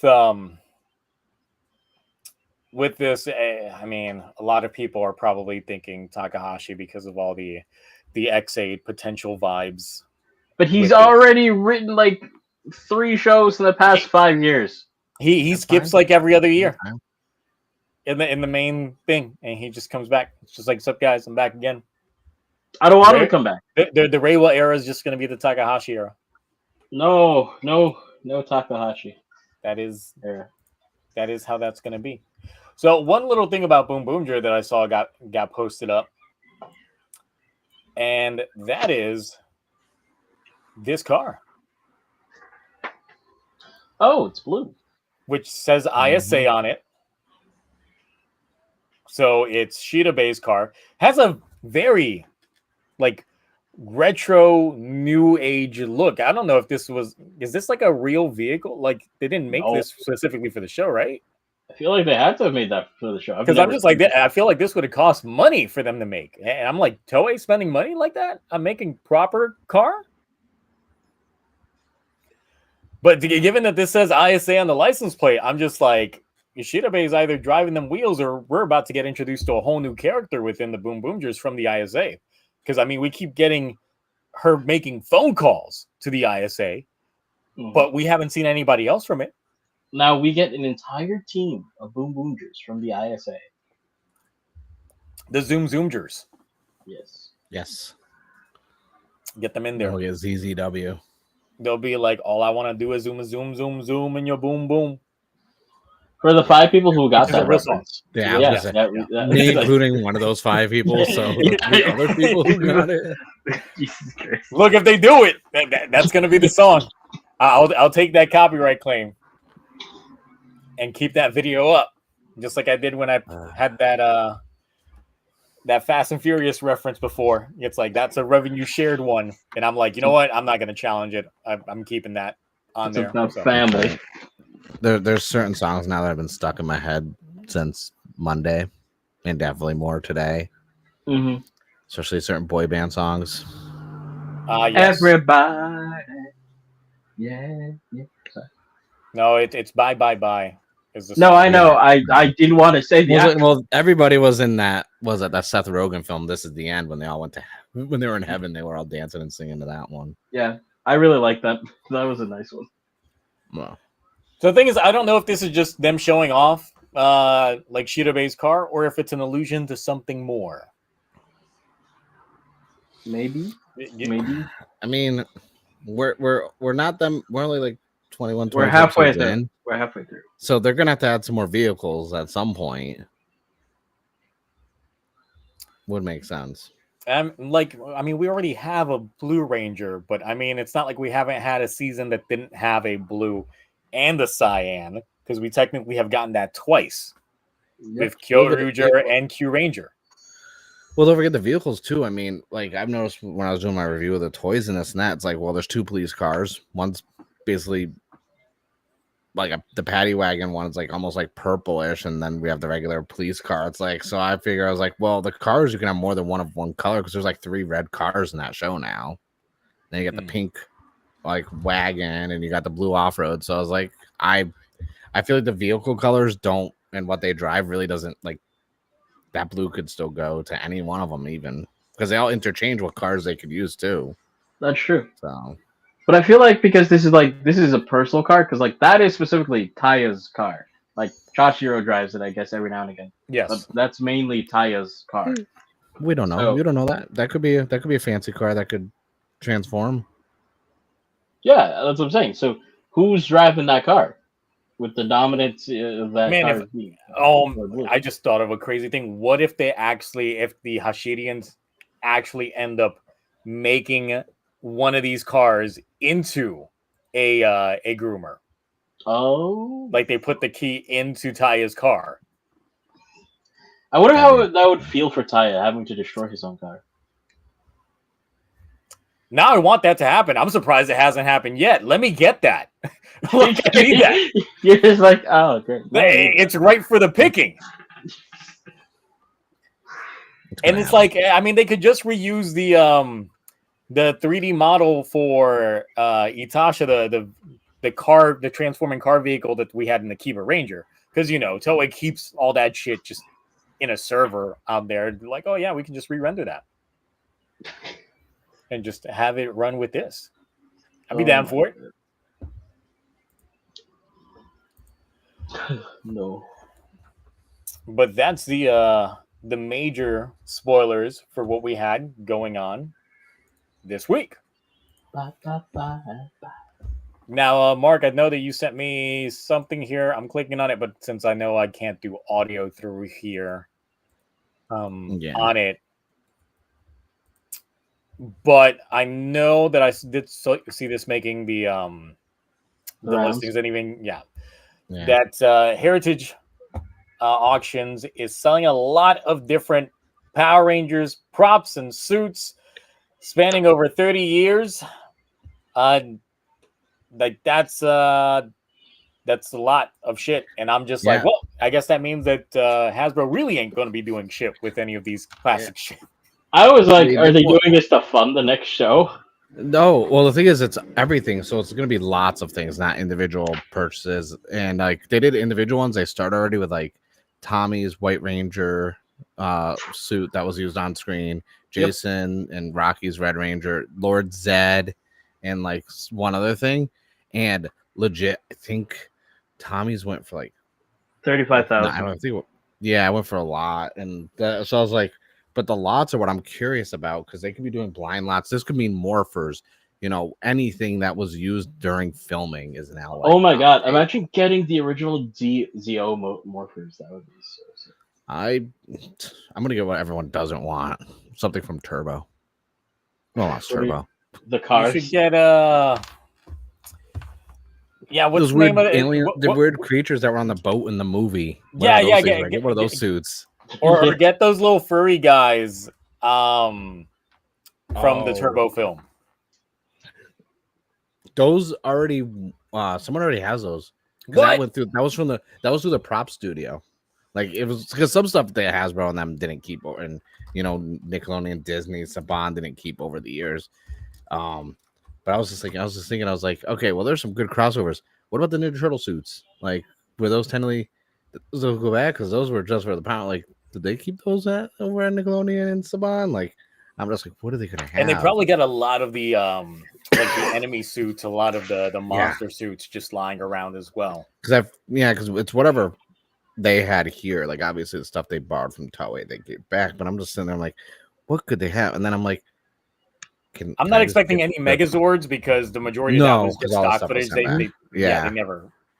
Why are they selling them? Is my question. Is there any good reason? It's called fire sale. It's called liquidation. They don't care. Let's face it. What are they going to use that stuff? They don't want to. Everything they want to do now is going to be new and different, so they have no need for any of that stuff. So make some money right now just selling the old shit. Yeah, probably. They got to offset their losses. They ain't made all those Cosmic Fury toys they sold and action figures because they designed the suits so they can make action figures. So those action figures sold out like crazy. They didn't even release any action figures, so it's like they got nothing. They're just trying. No, I mean all 7 of those people who bought the Morpher. Okay, the Morpher's been on clearance at Target for like under $10. I'm like, no, still not worth it. I wonder how it's gonna go for getting like the Diva Talks outfit that she wore. You want the? Has it been dry cleaned or probably? Yes, probably. I don't. Maybe for the it's got to have that patina on it. No, God, no. That patina increases the value, my guy. That's how it works with antiques. Dry clean that shit, please. No. I'm not gonna lie, the ones who I would like Rito Repulses because like that's such a good design. Like, then I'm like, well, what about Billy's little Volkswagen Bug that he like converted over? That was a prop vehicle. Like, I'm just like, what are they gonna have? But they did recently use. I mean, it was still like back there. So you get the motorcycle with a sidecar from Bulk and Skull. That'd be cool to have. Oh god, the Alpha suits, especially like the shitty movie one. I'm curious how much the Dragon Dagger will sell for if they're selling it. I don't know. I feel like that a lot of people would want to get that. Trying to think of what other like props they would have that I would really be curious about. But there is a lot of backlash for this because everyone's like, why? Like, for 30 years of history, like there should be some sort of like museum or this and that. And I'm like, yeah, but how many of you guys would actually go to it? Like, you guys would take. Everyone always wants to preserve stuff, but no one wants to like. And then I'm always like, well, you guys do it yourself. You shell out the money and do it your damn self. There's this long-term hypocrisy of the last 7 years or so that even a decade that people don't realize. It's like everyone's like, oh no one cares about Power Rangers. They're not supporting it. But when stuff comes out, no one's supporting it. Yep. It's like the Marvel and Disney, anything from Disney. That's not. It's like, okay, you guys want better. You guys want more from these companies. But then when they give you stuff, you shit on it and you don't, support it. So it's like, why would they? Let's face it. Everyone, Dino Fury after season 1, I thought it was really good. You know, that's where I launched my channel around that time. And then it was like, okay, Hasbro wasn't making any toys, but I didn't see anyone talking about the show. And then everything that was leading up to Cosmic Fury was just people trolling and shitting on it. And I was like, well, why would they care to give you anything? You're biting the hand that feeds you. The other thing I want more stuff. Even then, they also don't understand like paying with your wallet, because it's that's the big thing for these companies. It's just like you can critique it all you want, or you go like, well, support it. Well, how much money have you spent to support said thing? Nothing, because you say you're a struggling college student and all that stuff. Great, you don't get a voice in this matter. Then it also works the opposite way too, pay. Because it's like, it does. If you want them to stop making like bad shows, don't buy the toys. Don't support them. But guess what? A lot of people at the end of the day are still going to watch them, support them, buy all the shit. The main thing was when the Ultimate Universe was coming back for Marvel for the comics, everyone was like, oh, we're going to boycott Marvel because, the Israeli super villain that's in the Falcon movie for Captain America. And everyone's like, we're going to boycott Marvel. And they're like, we're not going to buy Ultimate Spider-Man on comic book. I'm like, how? Okay, I was like, name 10 non-Spider-Man comic books that came out in the last year that you bought. I was like, it's easy to sit there and say, I'm not going to boycott this, but it ended up being the #1 selling comic book for like 3 months in a row. Yep. And it's like, it's the same way. It's like, you don't want to support something, you don't support it. But then if you want more from something and you're not supporting it, you're not going to get more of it. And unless it's Cobra Kai, and then we got to wait till November for 5 more episodes. Then we got to wait till March for 5 more after that, which is stupid. I hate it. Why couldn't they just do a weekly release, please? I know, we could have been talking about it as the next batch of episodes would have started up. Like, we wouldn't have had. I think they're still editing stuff, because also I think one of the people that's on the production of that is just finished the movie for Karate Kid. Well, even then, if they're still editing it, it still wouldn't have changed the timetables too much. It's 5 episodes, it's 5 weeks, and then they would have been like, okay, now we're going to take like a quick 2-3 week break, and then the next episode's going to come out, and then they go on from there. Once again, it keeps the conversation going. Yeah, they want 5 more months of subscribers on that platform on Netflix, because then they're all going to Tubi. I keep up with that the Hawk actor that plays Hawk on that show, because he's huge into Magic the Gathering, so I get to see him a lot. Yeah. Nerd in real life, not just in the show. Oh yeah, absolutely. I love that dude. He's like knows all of the stuff about like Lord of the Rings, like ton of nerd culture things. D&D, he's all into it. Zolo's the same way, because they talk nerdy shit all the time when they're press junkets and. Yeah, he got Zolo into Magic. Those are yep. Still waiting for Blue Beetle 2, even though it's not confirmed. You know that shit's not gonna come out. Well, no, it's getting an animated series that got confirmed where he's doing the voice, and then that's supposed to bridge the gap and then lead to like a second movie down the road. Best comic book movie DC did in years. Trying to see if there's anything else. I mean, there's scans for Boom Boom, but there's not much really to go through on these scans. It's just stuff we've gone over before. So yeah, I was trying to see if there's more links to a breakdown of like the auction stuff, but because it's not happening for a while, there's like nothing, no other information, because it's not starting till November, which I just looked up, and when it starts, right way. It's actually going to be the final day of it is on a Friday, so we could actually live check out a lot of the auctions. Ooh. And depending on some price points, maybe, I'm just saying, hear me out. I can't speak for you, Zio. Cloudy, I can speak for your bank account. We could, buy some, preserve some history. Yeah. Especially that one outfit from the 1995 Power Rangers movie. Oh. Yeah. Mm-hmm. See where I'm going with that. I'll buy it and I'll ship it to Zio immediately, because I don't want it. I would get a mannequin to put it right on. Go for it. I would never mind. It would just be there in the background. It's the same material as a hand towel.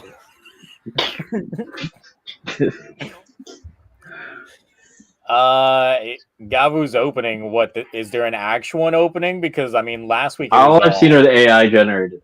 Yeah, I've seen the AI gen rumor stuff, because I was checking to do a video earlier today, or that I was going to record tonight, and I didn't see anything that's confirmed. I've heard like several. I know someone said that like one of the there's a canonical one that's like, sorry, not canonical. There's like a real one that has like the first, what is it, like 10 or 4 seconds of the actual opening, and then the rest is filled with AI. Can someone confirm in chat that the actual opening is out and it's not the AI generated one? Because even looking at my Discord's spoiler chat, no one has mentioned it at all. Yeah. So I do got some breaking news as of a couple of minutes ago. Boom has confirmed that they actually got an extension on the Power Rangers license for comic books going past this year. So I don't know what they're gonna do because like I said, everything else, it's like all these side stuff that they're doing. None of it looks appealing to me. It all looks like Ranger Academy is just dog water. The other things that we looked at last week, they looked like fun-ish. You know what I mean? Yeah, they're fun, but like I'm not buying them, honestly. I really don't care. Yeah. Like it's one shot fan fiction, and like we know my thoughts on fan fiction, so like no. Yeah. Give me some canon stuff, give me some long-term storytelling. I don't want one shots that are of made up teams that are even anything. Yeah, because we talked about the one shots last week anyway, because that's what Ash was showing. Yeah, I saw that. Yeah, the covers look nice though. I do think a few of them are going to be working on some stuff because they had Walter Jones and Amy Jo Johnson on the panel for Boom, and I was like, Walter, you writing comics? Since when? Since he needs more money. I'll ask him. Hey, he does signings out here in like my area, like almost every month, once a month. He's in like this area, San Diego, doing signings. I mean, once you got it like that, then definitely, it's just you make that easy money just doing panel signings. So I kind of want to get him to sign my Lightning collection because I've sold all of it except for 3 figures, and I kind of want him to sign my Black Ranger with the Dragon Shield figure because it's still in the box. Nice, good figure. Yeah. All right, so what else we got? Or else this might actually end up being a short stream. I think this might be a short stream because I've got nothing. Yeah, I don't either. I mean, I already talked about what really came out, so no. Yeah, I've been doing. Like, they did announce. I did a video on it. They actually announced all the Candy Twine lineups for Gavv already, but they have a new lineup called like. Was it like they're like you remember how you can get those little figures that have like the Dragon Ball Z ones with the backdrop behind them and the figure just stands in front. Oh yeah, you can stack them on top of each other. They're doing that for Kamen Rider now. Oh, and they look pretty good. Actually, I can send you the link because I was looking at these and I was like, man, like I'll spend some money on these because they're gonna be cheap. And anytime you have like new toys and they're cheap, like I'm all for it. Like I'm just like. I don't want to spend any money. Like I already buy too many candy toys. I'll put the link there because they got like a lot of the Gavv stuff, and they're trying. Like I think they're going back to some of the weird stuff they've done with their releases, like how they do with like Zeo and X8 and like stuff like that, where it's like, all right, first 2 boxes make 1 form, and instead of 2 boxes per form, now all the other boxes are armor to attach to the form for different forms for Gavv. So you're going to have to sit there and buy multiple like of the first 2 boxes just to make all the forms. Oh, I see. So like you only get Gavv in the first 2 boxes. Yeah, the first 2 boxes with Gavv, and then if the chip form is another box, but you have to buy the first 2 to make the chips. Full Malo is like the 4th box. And of course, they're still adding Geats and Gachard stuff in with the first line. So we're finally getting like Explosion Rage, Buffa, and the please tell me it's Blade Tatagami. The Rainbow Gachard. So even though this looks like sticker hell from the looks of it, which one? Just looking at the figure in itself, I can see where. Oh no, I went over it in detail. Like these, yeah, no, the Explosion Rage and the Rainbow Gachard look like trash for stickers. Like, I'm looking at Gavv itself in terms of. Oh no, that's not bad. So that's all. They're using like clear color PVC for it. So for the chest piece and everything else, it's just 1 sticker behind it, so you can kind of see the hint of the blue and yellow. That's not gonna be that bad. It's like 1 sticker on the inside of each leg, the belt, 1 on each arm. This is actually the least amount of stickers I've seen for a while because I just did this freaking asshole right here. Stargard card. This was insane for stickers. Because it looks kind of like the feet, like all the silver parts look like they're stickers to me. It's one, yeah. So the feet is gonna be one sticker. The inside of the leg will be on each side of the thighs will be one. The knees will be one. The waist and crotch line area. And it looks like the one. shoulders, like the outer rim that's that blue color, looks like it's that's a sticker that goes on the inside. Yeah, but it's gonna be one big sticker. So that's not bad. Like the Star Gachard was 70 stickers. That's the most. Ooh. That gets the record for most amount of stickers. Can we just discuss the chip form figure? It looks way better than the suit. Yeah. Oh yeah, no, the chip. It looks so much better in candy form. And Fuamalo has 4 stickers, so I'm really happy because it's like the inside of the legs and the feet. But also all the stickers are already done because those just clasp on to the base form figure. Oh, okay. Yeah. Yeah, since this one here kind of shows how the concept works. So that's what they did. That's what they did with Zeo. And I'm hoping, luckily, it's just one form because in Zeo they had multiple different molds for the base form because different armor types fit on it differently as a candy toy. So if you bought the wrong base form, you weren't. I'm still hunting down Zeo base forms to finish off my Soto set for that. Why is one of those figures censored when you get to the full? When they censor them, it's because they're not showing you stuff yet. That's hidden for later on. There's 2 that have not been announced yet. I assume that's going to be the chocolate form. That's what I'm assuming. But that if it's just armor, that means there's a 4th one. So that means maybe the chocolate and then a 4th armor set gets announced. Oh. Yeah, they announced a lot of Gavv stuff. There was 5 or 6 different announcements just in this one post. And I was like, damn. Because they're bringing back the Converges. They got new chocolate, again, that are going to do all of Heisei, Showa, and Reiwa, where you get a little 1.5 inch tall statue. That's either silver or you can get a gold one that'll be a variant. But yeah, there's a lot of stuff. But the things that I told you, they are all the way at the bottom. It's the last thing. They're like, oh, and by the way, we have this new product you've never seen before. And that's that stupid chocolate stuff. Dude, the chocolate, the candies in those are good, but those things are so tiny. I can't display those. Oh. It's so small. 6 inches. Yeah. That's not small. No, it's not. That's center. That's yeah. I'm like, that's not 6 inches. This guy's got a big ass hand. If that's 6 inches. No. 6 centimeters. My bad. That's 6 centimeters. He's Andre the Giant over there. Yeah, but those are the good chocolates though. So I'm like, all right. If I see those at my candy Mitsuo Market in Tokyo Central in Maine, I will get those, but I'm not going out of my way. Plus, there's no Blade one, so it's pointless. Of course, they got it's Deno. It's gonna be what Deno, Kabuto, double, Kuga, Build, and one censored. Yep. Which will probably just. I have a feeling it's probably gonna be Gachard. Or no, they already announced Gachard. I think it might be probably something Showa or Blade because Blade is the best. Ooh. Or it's yet another Gavv form. Please no. Or it's Gachard. Jam Cow. If you don't, candy toys are really easy to get. I cover candy toys every week on my channel and I review them. This whole shelf over here is all candy toys. This is all candy toys. Everything up there is candy toys. They're cheap. The build isn't that hard. And it's just yeah. For the price of one SH figure, you can get 2 whole waves of a candy toy line, which will be 10 figures. Candies. Man, that's not a very pleasing shot of these candies, though. It's not, but they taste so good because they don't use that overly sugary. It's that semi-sweet type of chocolate. So good. But they have a higher percentage of actual cacao. Oh, yeah. And these are the role-playing candy toys. And I was like, oh, so that's little holders and vehicles, but those things are 2 inches tall. It's I'm not buying those. Ooh, yeah, there it is. Yeah, the micro statue collection.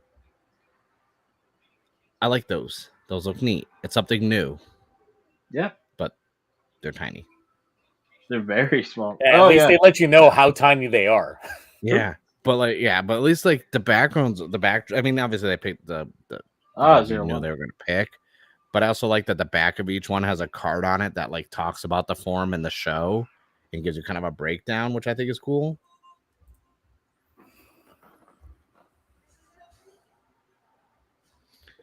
Well, figure ices don't come with candy because those are gun like actual like kits. The candy toys come in boxes like this. They're tiny. And I still have like a backlog that I have to work on. I still have all of the freaking Fies ones I have to make, and the Premium Bandai Fies releases, and the Premium Bandai Forze releases. Is that all? Yeah. Yeah. Yeah. I mean, they're all I'm aboard the curious 'cause- Gachard hype train now when it comes to the marketing, so you can really feel that Gachard's ending. If only the show would make it feel like the show's ending.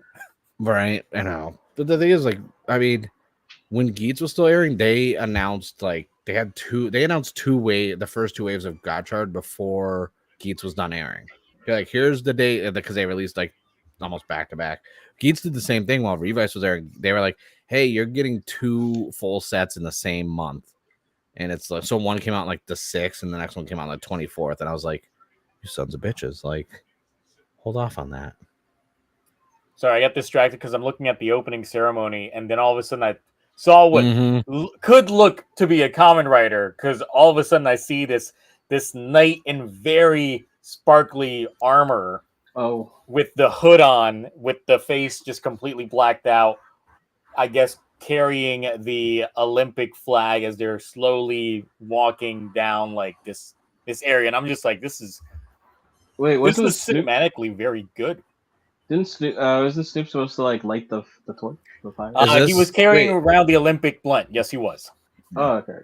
Did you hear? I heard a rumor because it's a French metal band. Gojira was actually going to play an opening song for the opening. I was like, you're gonna have the French Gojira, really? Oh, yeah.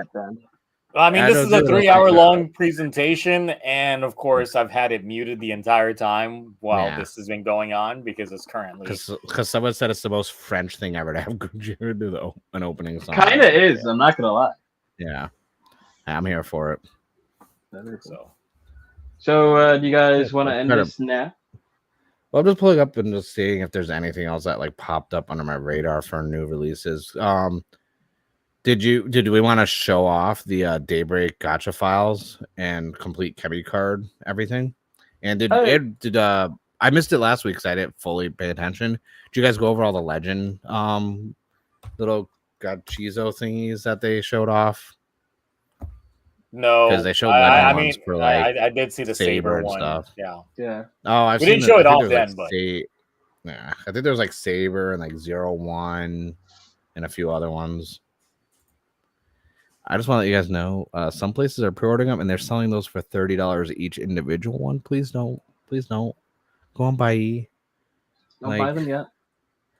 Like, listen, I have a video on my channel going over how to save money. It's older video. I'm doing an updated one when I get time, but like, I got videos so you guys can get nice collections for like a third of the price, even more, even a quarter of the price that you would have to pay at some places.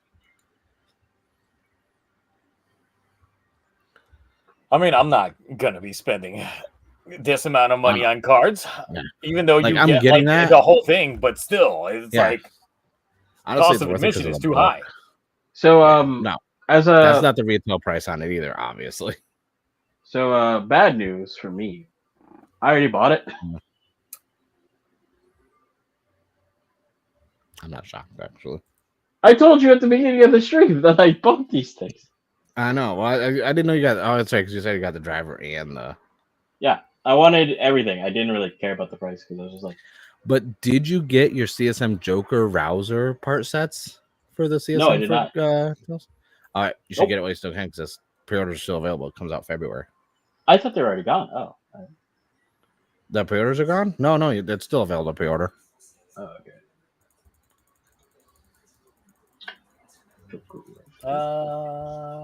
Let's see. Oh, the button sword is back. Yep. But yeah, I was looking up a lot of the sets, and I like that. It reminds me of how like the ride watches, like not when Zeo first started, and it reminds me of like after the show aired, how the ride watches were and how the wizard rings were. Well, I mean, Zio remembers that time frame where it's like you get 3 or 4 for the price, and there'll be like a legend rider thrown in there and this and that. I kind of like that they're doing that with the Gavv gimmicks. So it's like, all right, you spend like $20 and you're getting Build, Zio, and Decade, and then you spend another like 20 and you're getting 01 and Deno and Double, and I'm like, all right, I like how those are. Do you think we're gonna have a re-release down of the Deca Driver because of the fact he's gonna be in the movie? They probably.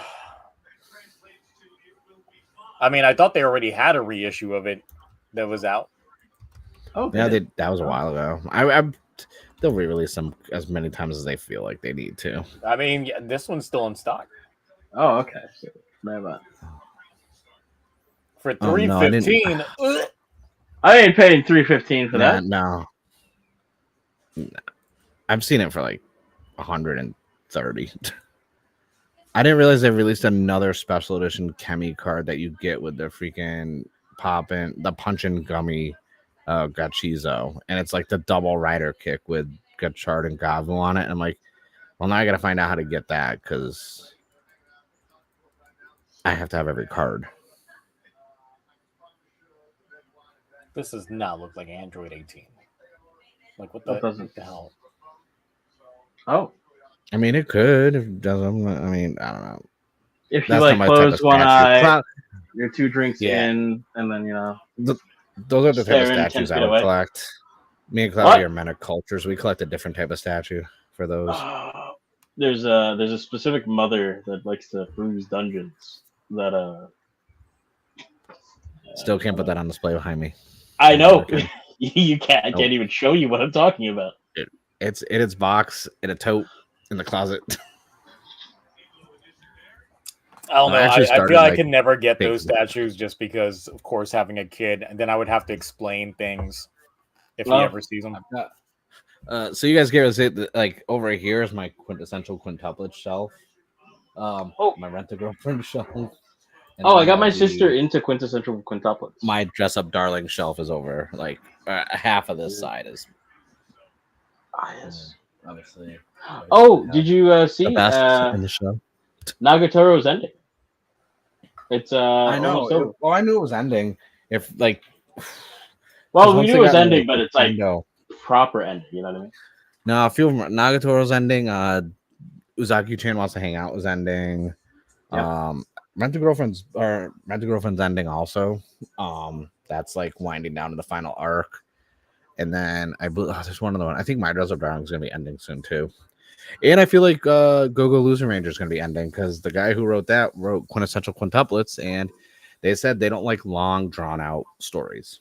Oh, so is Kaiju number 8. Kaiju number 8 is also coming close to an end. Yep, which is good. I got the Boom Boomger complete set on sale for $130. It has the changer. Oh, right. So Mark, I got my sister into Quintessential Quintuplets, right? Nice. So she didn't understand because she saw the finale, and she didn't understand why that girl won. So I told her you have to watch the movie because that'll explain everything. Yep. You'll understand. Did you get the games? Because they finally translated them and released them in a 2-pack. No, I did not. I didn't even know they were out yet. Can I get them on Steam, or are they only? Yes, they're on Steam and the Switch. So one of them is a summer OVA style where it's visual novel based, but there's activities and you get to actually teach them lessons like you would in like Fire Emblem 3 Houses where you have to do the classes and lectures. It's like that. Then the other one, and it's all written by the creator. Then the second game is actually the movie, but you can pick and choose who wins, and it's actually original endings for each one as if they actually were the ones that were picked, and it's all from the original creator. I was about to say something, but then I realized fully voice acted. Fully voice acted also. Zio, did you have something to say? Right. No, I'm just trying to decide whether or not I want to spend the money on this or not. On what? Yes. No. Do it. It's $130. Okay. Yes. Hold on. Let me spit game on you real quick. I'm gonna send you a Bayou link for that. Probably that same exact thing. I guarantee you, with shipping, it'll come out to like $80. Because I'll give you some advice from the 2-time Toku debt winner. The 2-time, soon to be 3-time. Oh yeah, 3P definitely. Then next year, nope. I'm retired.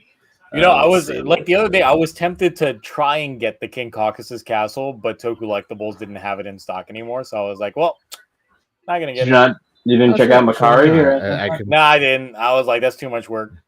So I was like, no. Oh, speaking of, if you have US Mercari, you can actually now switch to Japan. No, don't support Big Bad Toy Store. I don't even care. They can blacklist me again. They can block me all they want again. Their markups just as bad. Their customer service trash, weak. Just saying. I would never. I don't support them. Never. I tell everyone, no, they're just as bad as everyone else with their markups on things. When you're charging like quadruple the price for soft vinyl figures, nah. The Caucasian Castle, you can get that pretty cheap, actually. I think you can get that for like barely. Ooh, someone has the whole Extreme God or the God King Oger set for like $200 for all of them for the DX. It's not bad. It's already put together. You're looking just for the castle by itself? I was, because I mean, I already have the King Oger itself. And I would still have to get the Shoe Gods, but I'm like, You also have the mini Spider Kuma? The mini plot Tarantula Abyss came out. I know that came out already. Yeah, the mini plot one, with that comes with the beetle and the castle. Boy, I gotta add that to the shopping cart. Oops. And now we just start buying stuff. That's how it usually goes. Yeah. I thought about doing like a buying stream where I just like, all right, let's find some stuff. I'm still waiting for the Blazar Brace to actually release the memorial. Yeah, that shouldn't it be next month? I think. It said July 2024, but I still haven't seen it. Like, well, I mean, that's because it's Tokulatable. So I mean, I think it came out. If it comes out the end of the month, you'll probably get it like 2 weeks or so into August. Well, no, I didn't pre-order it. I'm just trying to buy it. Oh. Because I want it. I wants it and I needs it. And I got to have it. Now that we can do this either the easy way or the hard way. The choice is yours. After 2 weeks when you showed me how you just could display the wrist changers, now I'm like, all right, got one of those. Now I'm like, let me get some wrist changers. Since I went on Big Bad Toy Store just to see, oh my god, $149 for their pre-order. Yeah, it's disgusting. Can't support them. Yep. Versus that. Ooh. They really are a Big Bad Toy Store. Yeah, they are indeed. And all the big YouTubers that do like toy openings and unboxing or reviews, they're like, "Oh, courtesy of Big Bad Toy Store." It's like, yeah, but why don't you like tell them how much the market is and that they're giving it to you for free, and you're shilling to maliciously tell people to go support a site that's using markup. Like, I've ordered from them once, and it took me 2 months to get something that, like, after it released, the shipping was atrocious, the boxing was atrocious, and I was like, I'm never using that. Kind of reminds me of Zio's O-ring situation.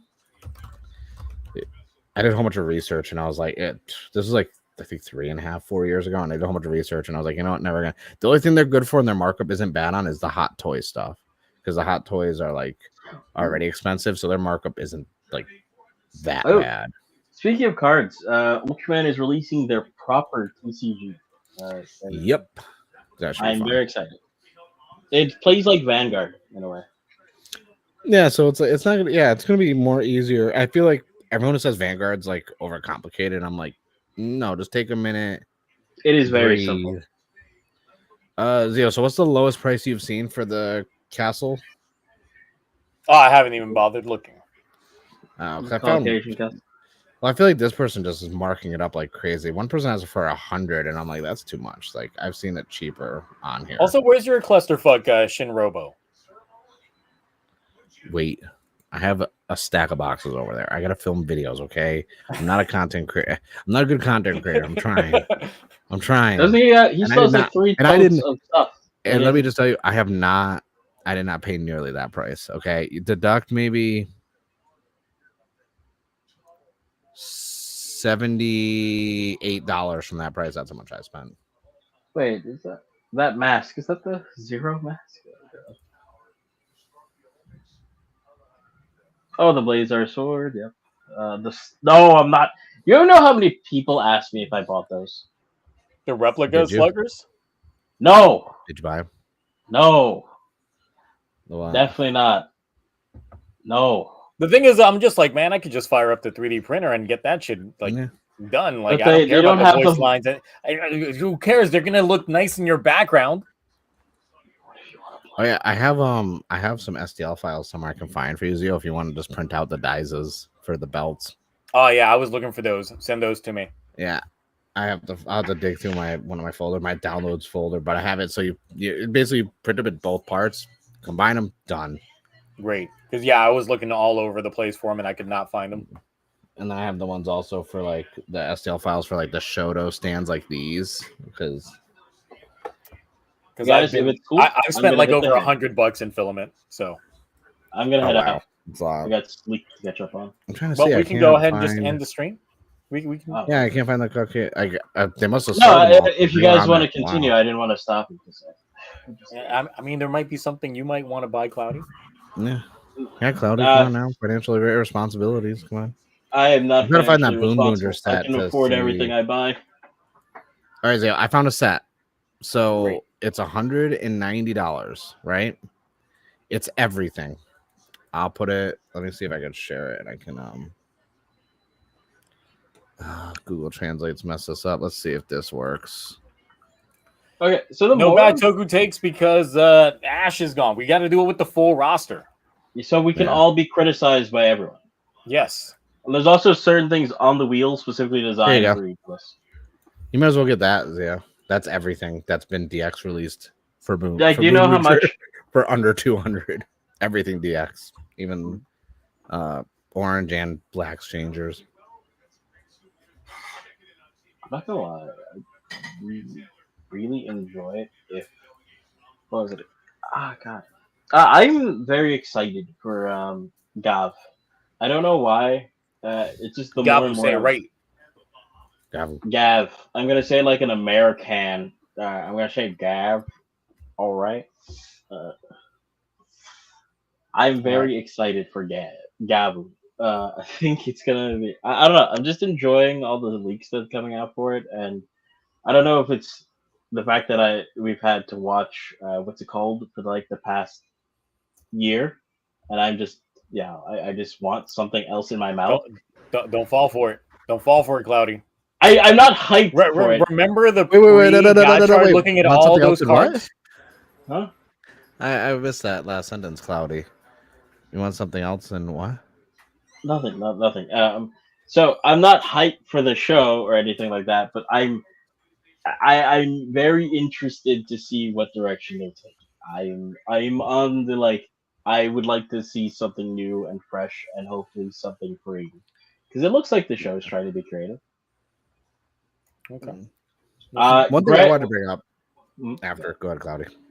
Oh no, I was just gonna say Gachard was way more boring than I ever expected.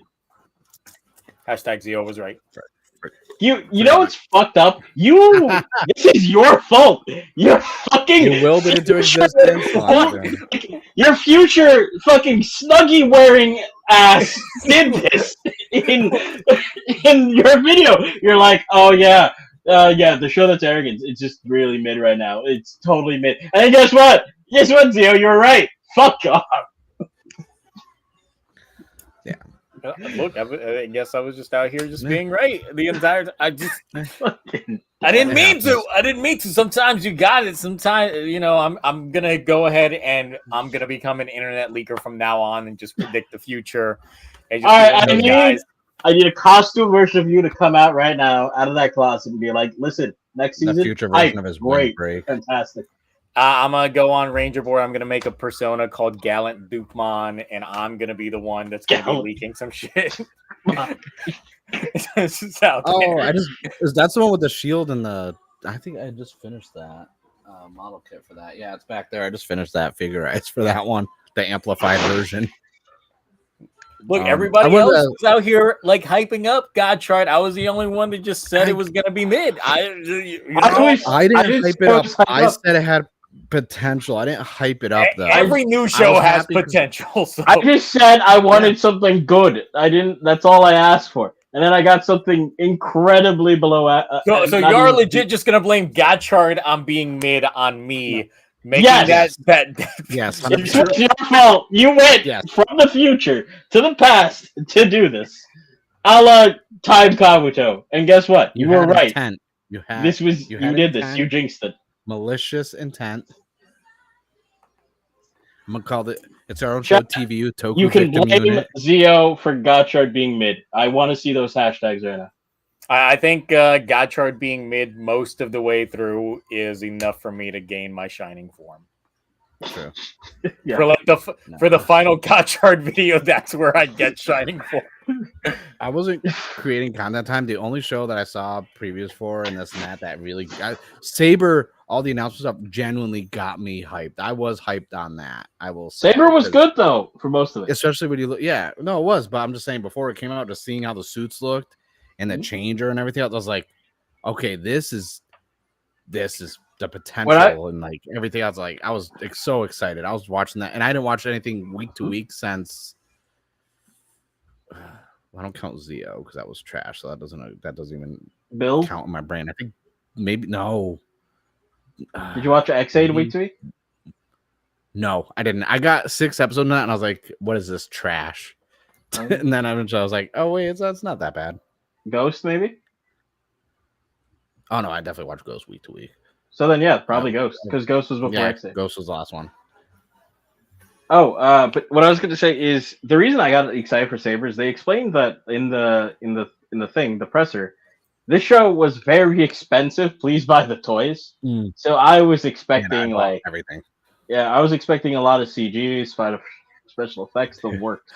I was organizing all my Toku toys and this and that, and I'm like trying to not downsize, but because I buy a lot of stuff in bulk from Japan, I get duplicates, and I do sell a lot of the duplicates. Man, I have a mini tote because I have every Wonder Ride book. Like, and I was like, that's the last time that I went fully in on a show. Like Gachard, I don't count because the gimmicks are cards, so I can just put them in a binder, but from a space taking up, which is why I want to bring up. So we all collect our toys.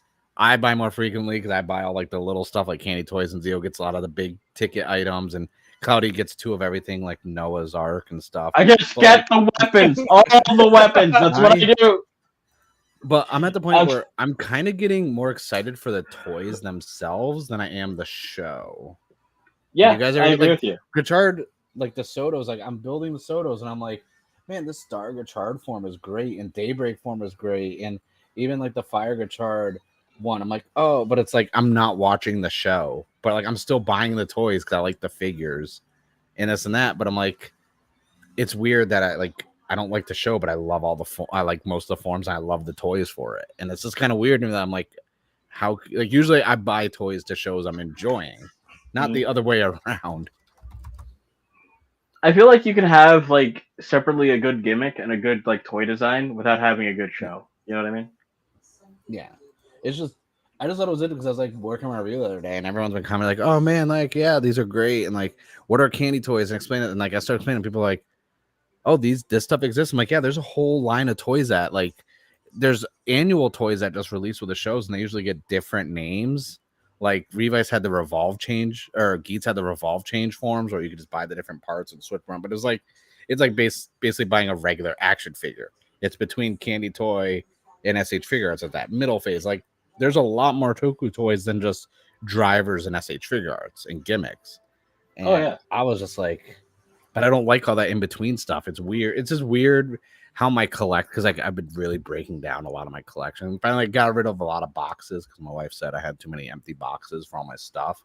Because I save all my SH figure art boxes, and I save all the candy toy boxes because they look like the retail display when you open them up. So I was like, oh, when we get the house, my office that I'm going to set up like Zio's is going to have shelves, and I'm going to have all the actual retail shelf boxes out with the figures in front of them and this and that. But then I'm like, that's a lot of space, and it is honestly, divorces are not cheap, and I don't want to get divorced. So I was like, I'll get rid of the boxes.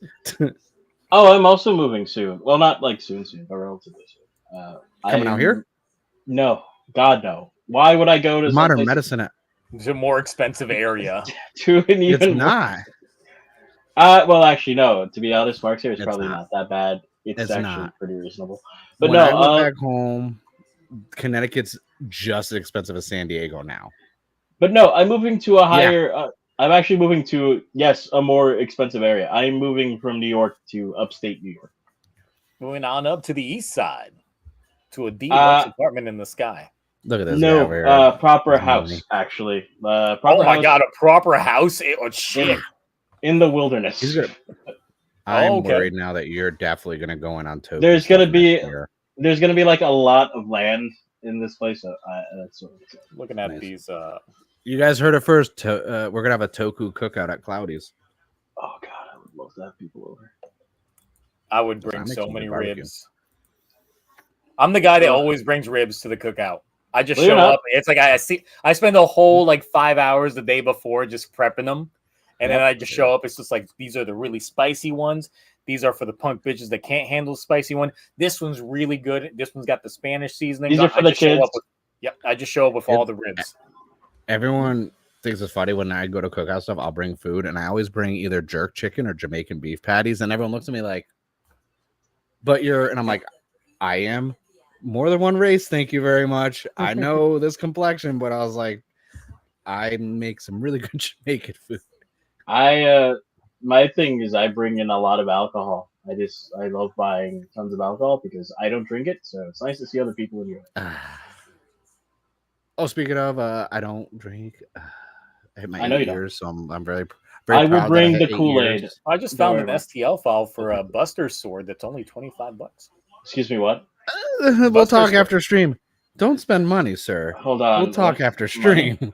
Mark does not spend money on STL files, even though my 3D printer is in the closet, and I did buy a second one. Just like you, I bought a second one, and I also bought a press for shirts so I can make my merch here in the apartment and cut out the fees when I have DTG printing done. Because I will have a booth at Power Morphicon this year, everybody, next month. Yes. Me and K20 are getting a booth. Stickosaurus has a booth. I think he's going to be like right near us also. Nice. I can't wait to see. I wonder what Stick's going to bring to display. So he's not doing a vendor style one. He's doing like the sponsor advertiser style one. So he'll have some helmets on display and flyers and stuff like that. So you can because he obviously traveling with all those helmets. Yeah. So, and I even told him ship me some stuff. I'm driving up there. It's a 90-minute drive for me. I have a lot of people who are like, so how much room you got in your car? I'm like, don't worry about it. I was like, I fit 9 bodies on top of each other. At least 5. Just get a small U-Haul. Exactly. Oh yeah, he already did that. Yeah, he did. Yeah, I thought. But you can get the attachment on the back. It just has a little trailer on it. Yeah. All right. But yeah, no, I was just curious about the toy thing because you guys buy a lot of toys, and I know every year we do Toku Dat, but it's I've noticed after 2 years of you're doing that, we end up getting a lot of big ticket items, and then I just have a shit ton of 30, 40s thrown in there every month. But it's one of those things where it's while I was organizing everything, I literally was okay, some of the stuff I bought back when in Heisei Phase 2 and stuff like that, and I'm I like this stuff, but there's a lot of stuff that I'm kind of I don't need it. You know what I mean? I'm keeping all my drivers, but the Zeo set came with the sword, the holder, this and that, and I'm I don't need the stuff. I just need the driver. Yeah. And then I get into too much secondary stuff, and I buy a lot. So I'm one of the things I'm just I don't like selling stuff out of my collection, but it's they're taking up space. It's stuff that I don't, and it's what else is even if I have a house, am I going to display this? Do I really need this? Because the only thing I really want to keep is I want one of every main rider's driver, and I'm 2 away from being done with Heisei, and that means I have all of Heisei Phase 1 and 2 and all of Reiwa, which is that means I'm done, and it's Showa's tough because they didn't really release DX stuff for Showa. The only thing I have from Showa is that 50th anniversary. There was an Amazon one that they did for an Amazon. Yeah, so, I have this. Well, I had the CSM for Amazons, so I kind of count that as Amazon. Okay. So during your Toku Day, are you just going to be throwing your mini plaws on the ground like some other folks be doing during? Oh my god! No. You mean during? Oh fuck! Yeah. Listen, Just like I got the whole Gachard set, threw it on the ground, and then you get that slow motion. I'm gonna tell you guys right now, between all my pre-orders and what I've actually bought this year, it's July. I'm already at what I was for all of last year as a total. Nice. So it's a big ticket pre-orders that came out early this year. Unfortunately, a lot of Memorial stuff for Blade came out this year, which means fuck me. And I rebought some stuff too because I finally found Lee Angle's DX buckle in the box new. Ooh. And as anyone who knows that any Heisei Phase 1 stuff that's DX, those things are worth like $30-$40. But if it's new in the box and it's like Phase 1, Lee Angle's buckle was so small of a run. I had to spend CSM price on a DX belt. Damn. I found Chalice's belt as well, DX, because mine broke. So are you gonna don't make it Dark Kiva custom? It's bad. Yeah, I mean, I just found the STL file for the whole Dark Kiva outfit. I'm just like, I said, don't make it. Don't make it. What site are you using? I mean, I got to finish this one anyway. CG Trader. Oh yeah, okay, that's good. Oddly enough, you know what's a good cheap way to find them? Etsy. There's a lot of Toku STL files on Etsy, dirt cheap, like $5-$10 for full suits. STL thing is, I wanted to get like the Garo one, but I could only find the helmet, and I'm just like, I don't. Think how are you gonna get the full armor? Easy, that's you can like layered. There are people that literally put these things together. Like you just don't understand how. Reza did a Garo one, but he's been busy. He hasn't really been doing. It's like I DM him because the thing is, he hasn't really posted. I did find the full STL file for Kiba's outfit. So Barago's outfit from season 1 of Garo. So I'm just like, if someone made this whole thing in an STL file, why don't we have base Garo? It has less curves and ridges on it than Barago's outfit. Oh, that reminds me. What are you gonna? Are you gonna put the visor on the helmet or no? I am. But I gotta finish putting everything on there. But remember, this is the SIC. It doesn't have this. This is not NetSpice. This is the SIC. So it's just the eye holes. But I'm probably gonna end up redoing the eyes and thinking of using translucent PLA for this, so I can get the glow effect for the eyes. So I'm probably just gonna end up scrapping these and reprinting them out with translucent ones, so I can get that yellow glow on the eyes. I need to make. I gotta set up my printers because I want to do since you guys the SIC one for freaking was it the Garen SIC? I want to do that one so bad, or the SIC for Forze and Wizard because those are great too. That's a lot of work. I don't have space. Like if I had a house, I could like spray paint and like do all the sand. It's like I don't have space to do like all the stuff. I could print everything, but yeah, because I found on here the STL file for the Zet Cross SIC, which looks sexy as fuck. Like that's a nice ass SIC. Sladria in the chat said I saw a guy on Etsy who modeled the Garo helmet. Yeah, Etsy for STL files for Toku stuff is insane. Yeah, so I found the Garo helmet. That's easy to find, but the full suit is what I'm interested in. Yeah, like he wants the whole base body. I have base form, and I have for Saber Brave Dragon. I have the STL file for that, and because I started using Pepper Kura, and I was gonna do like the EVA foam for the helmet for that, and I got like halfway through, and I was like, "This is too much work. I work too much to do this. I'll just print it instead." And then I didn't. Well, the funny thing about working with TPU filament is I could technically also 3D print shoes. Oh God, no! Yes, I could literally 3D print functional shoes, and because of the durability in TPU, it could work. I just got to find the proper shoes for them. I can make my own bootlegs, my own brand Zio Agito my own shoes. Air Zio Agitos. Right, Air Zios. Air Zios. You can put that on your shop. So Air Zio. Yeah, as opposed to like Jordan out there doing it. It's just me chugging. Right, dude. That's the silhouette of that would work actually when you think about it. BRB learning Blender. Just right. Let me get this shit going.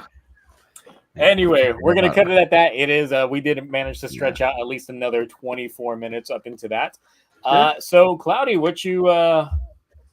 Anything you got to promote? Anything you want? My health, everyone. As I said, I am as healthy as a horse. I am the peak and pinnacle of physical fitness. The president wishes he could be me right now, and he does, most likely. I'm not. But, as I was saying, But you're still yes, inviting everybody to the cookout once you move. absolutely. Places.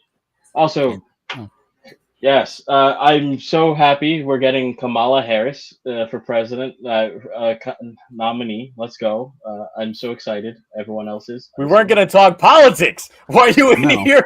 I'm just mad because I don't have the political section my is unplugged right now. This is my plug. Let me plug what I got to plug. We talk politics after the stream ends, not during the stream. Let me plug my politics. You're out here doing just. Yes. You literally talk about this post stream. Yes, let me plug. Let me give them a sneak peek. Let me give them a taste. Anyway, other than that, I would also like to promote. Please watch the Deadpool Wolverine movie. If you really like comics, it's a great time. Just have a blast. You're also supporting a pretty good franchise, so please just go for it. All right, Mark. You're so lucky my stream deck is unplugged because I was messing with voice changers the other day and I have a Trump one. I was like, Cloudy, you're wrong. We don't even call you Cloudy. Listen, this is my idea. I did it on my own. It was huge. It was perfect. Hold on, my voice mod I think does have like a Trump and a Biden one. Mine does. Oh my god! I haven't tried it out to see how it sounds like. Because I'm going to use it for my Deadpool Wolverine review. I make the best reviews. Mm-hmm. It's like, did they remove it? They did remove it from voice mod. Oh. They still have Biden's, but they got rid of Trump's. Mm-hmm. Yep, okay. But you can do it. There's another one that has it, so I was gonna do that. Not much. I hit 1,300 subs this week, so thanks to everyone who subscribes to that. I cut back on my content. Like, it's funny that not reviewing the show has got me more views and the analytics are better than when I was reviewing the shows. I think it's because I'm strictly covering toys right now. And that's a whole different market. That's a whole different demographic. Yeah. And like the Gachard soda ones, I was just like, oh, wow. I was like, and people are like, oh, I'm not watching the show, but these look good. I'm like, that's what brought up the whole thing where I'm like, yeah, I'm liking the toys, but I'm not liking the show. It doesn't hurt that Gavv toys keep getting announced, and I'm gonna milk that train for so long. Milk it. I just wish Boon Boonger had more frequent for toys coming out. Like they just now announced. Was it the Boon Violets Yudo mini Pla Robos coming out? I mean, 119 should be being the gun should be being announced soon, right? Well, I only do the candy toys stuff. I mean, I don't buy the DX weapons because they already have them on display and everything. The figure, I mean, that's something. The regular figure, yes. The Yudos, no, because the Yudos aren't coming out for like 2 or 3 more months, so they haven't even announced any of those because they only do 2 sets for Yudos, and that's it. So you usually get the second wave about towards the end of the show, like about when you're like 75% through it, when they're like done with forms. But yeah, that's all the content stuff. I have videos already recorded, ready to go. Obviously Comic-Con's going around, so I got some Massiverse stuff I need to talk about because we're getting a feature film set in the Massiverse finally. Oh, is Kyle directing it or no? Yeah, he's directing. It's going to be based off of No One, the comic that just ended, and it's found footage, which is going to be great. And he's actually directing it. Ooh. And I might do some Power Ranger videos. I know Ash has been very busy with his going over his comic book stuff, and I don't want to do a retelling of the arc. So because I have every issue and almost every variant, I'm going to be doing some videos going over my favorite covers because I have almost 8 years worth of covers, and I've got so many variants, and I've got all the helmet ones and the foil ones and signed ones. So I was like, maybe I'll just do a video going over like my top 10 covers for the comic books. If work allows, because I'm busy and it's been 104 degrees out here, so I don't want to do anything. Yeah, the humidity in Georgia. Oh no, it's bad, especially since you can't predict when it's gonna rain. Like it'll be sunny one moment, super storming the next, and it's literally just a really bad cloud going by. So, we don't have humidity; it's just straight up dry heat where my skin is just like crisping up like bacon. Actually, the weather by me has been pretty nice. For some reason, the wind has been picking up lately, so that's been good. See, I would get that when I drive down to different areas in Florida where it would be that dry heat because it's like in like the one area of Florida that doesn't get any water. Because the area where I'm in Georgia, we're right by like the Chattahoochee River, so that thing runs across the entire like side of the Georgia-Alabama border. It's what is that border? So yeah, we get that. Really quick for toy stuff, because I just thought of it from Legoland and stuff like that. I do believe they're going to be releasing more of the Mega Bloks Lego ripoff stuff in Japan for Kamen Rider, because they did some for Fies in the past. But and for Deno, but I think that those are making a comeback. It'll be neat. Toku Legos. Nice. Good old rip-off Legos. All right, Gio, what do you got to promote? Nothing. I mean, I'm gonna try getting out the Boom Boom Jer video tomorrow. Like I said, it's mostly typed up, and hopefully it comes out, a decent enough time before I do my Twitch stream in which we are watching Big Bad Beetleborgs. So I have an idea, actually. Yay. Why don't you do another two-parter? Because it looks like the next episode's gonna be tying into it. Yeah. I could, because I feel like that way you don't have to rush it out now and then make another one later. You can on Sunday, literally right back to back, because that's the plan. Exactly. Especially if the episode does drop when I wake up on Sunday. Yeah, that way you can flow it nicely, because it looks like a two-parter. I could. Yeah. Do you have another Gachard catch-up video coming out? Nope. No, I'm waiting until it's over. I'm literally just waiting until the show's over. There's no point for a catch-up video. It would be like, what? I started one, and I was like, and how I do it, I'm like, I don't want to do this, and then I just hit end record. I might put it out just because it ends with me. I don't want to do this, and then I end it.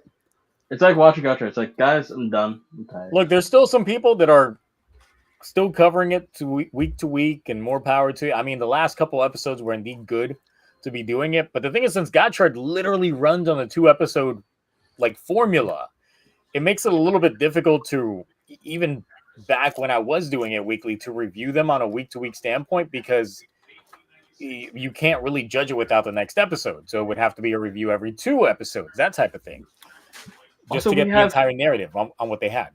We have 5 episodes left. 5 episodes. We're not even close to that. I mean, we're not even close to ready for the finale. You know what I mean? They haven't set up anything.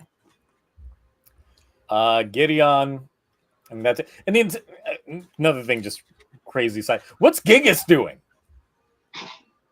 Gigas wasn't really defeated, because he was defeated and he came back and he was just chilling, and that's when the other one showed up.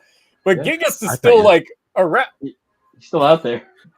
I thought you said Giga. I thought you said what is Giga's doing. I'm like, well, they have a new Ultra Heroine movie coming out. They're going to be doing another Sentai spoof that is in pre-production right now, as well as their Ultraman spinoff and Gigantus. It's like, where in the world is watch Gigas literally be the final villain? It's just I've just been chilling in the background while everybody forgot that I was here, or watch them literally forget that he's there. Yep. And then he's the movie villain. They don't address him until the Gavv film, winter film. It's like, oh yeah, Gigas was just in the background the whole time. Yeah, just like Eden. It's weird. Anyway, yeah, that's it. I don't really have anything. I might end up doubling up. I don't know. It just depends on how I wake up in the morning. I think you should. I think it'd be easier on you as a whole to just double up. Speaking of, could be. I bought this on Prime Day for the TV. And I decided to put on 01 on Blu-ray to watch it and see what the lights will change. It's crazy. This elevates watching Toku on the TV now. Oh. Because it matches behind the wall and flashes whatever colors on the screen. And I was like, wow, the sensor is actually really good for that. Oh, so it goes based off of the coloration that's on it. Yeah, it has it has a sensor right here that goes on front of your TV. And then you can set it up with the side lights, and so whatever's on the TV, it calibrates to it and it flashes it. So we were watching Alien. Oh, the finishers must go hard. Yeah, so we were watching Alien vs. Predator when they lit the flare on one side of the wall, it just went all red, and as they were moving, it was kind of red to orange as they were moving the flares around. And I'm like, send me a link to that. It's good for gaming too. Because I'm just in my office space, since I've got blackout curtains and all that stuff, it's Because I mean, I got an OLED, so the glare on it's like terrible down here. So if it wasn't for the blackout curtains, you know, we got those too. It helps. During the daytime, so yeah. I do need to try it because I want to try it with Mario Kart and see how it is like Rainbow Road and stuff like that. Because like that's the true test for latency on it.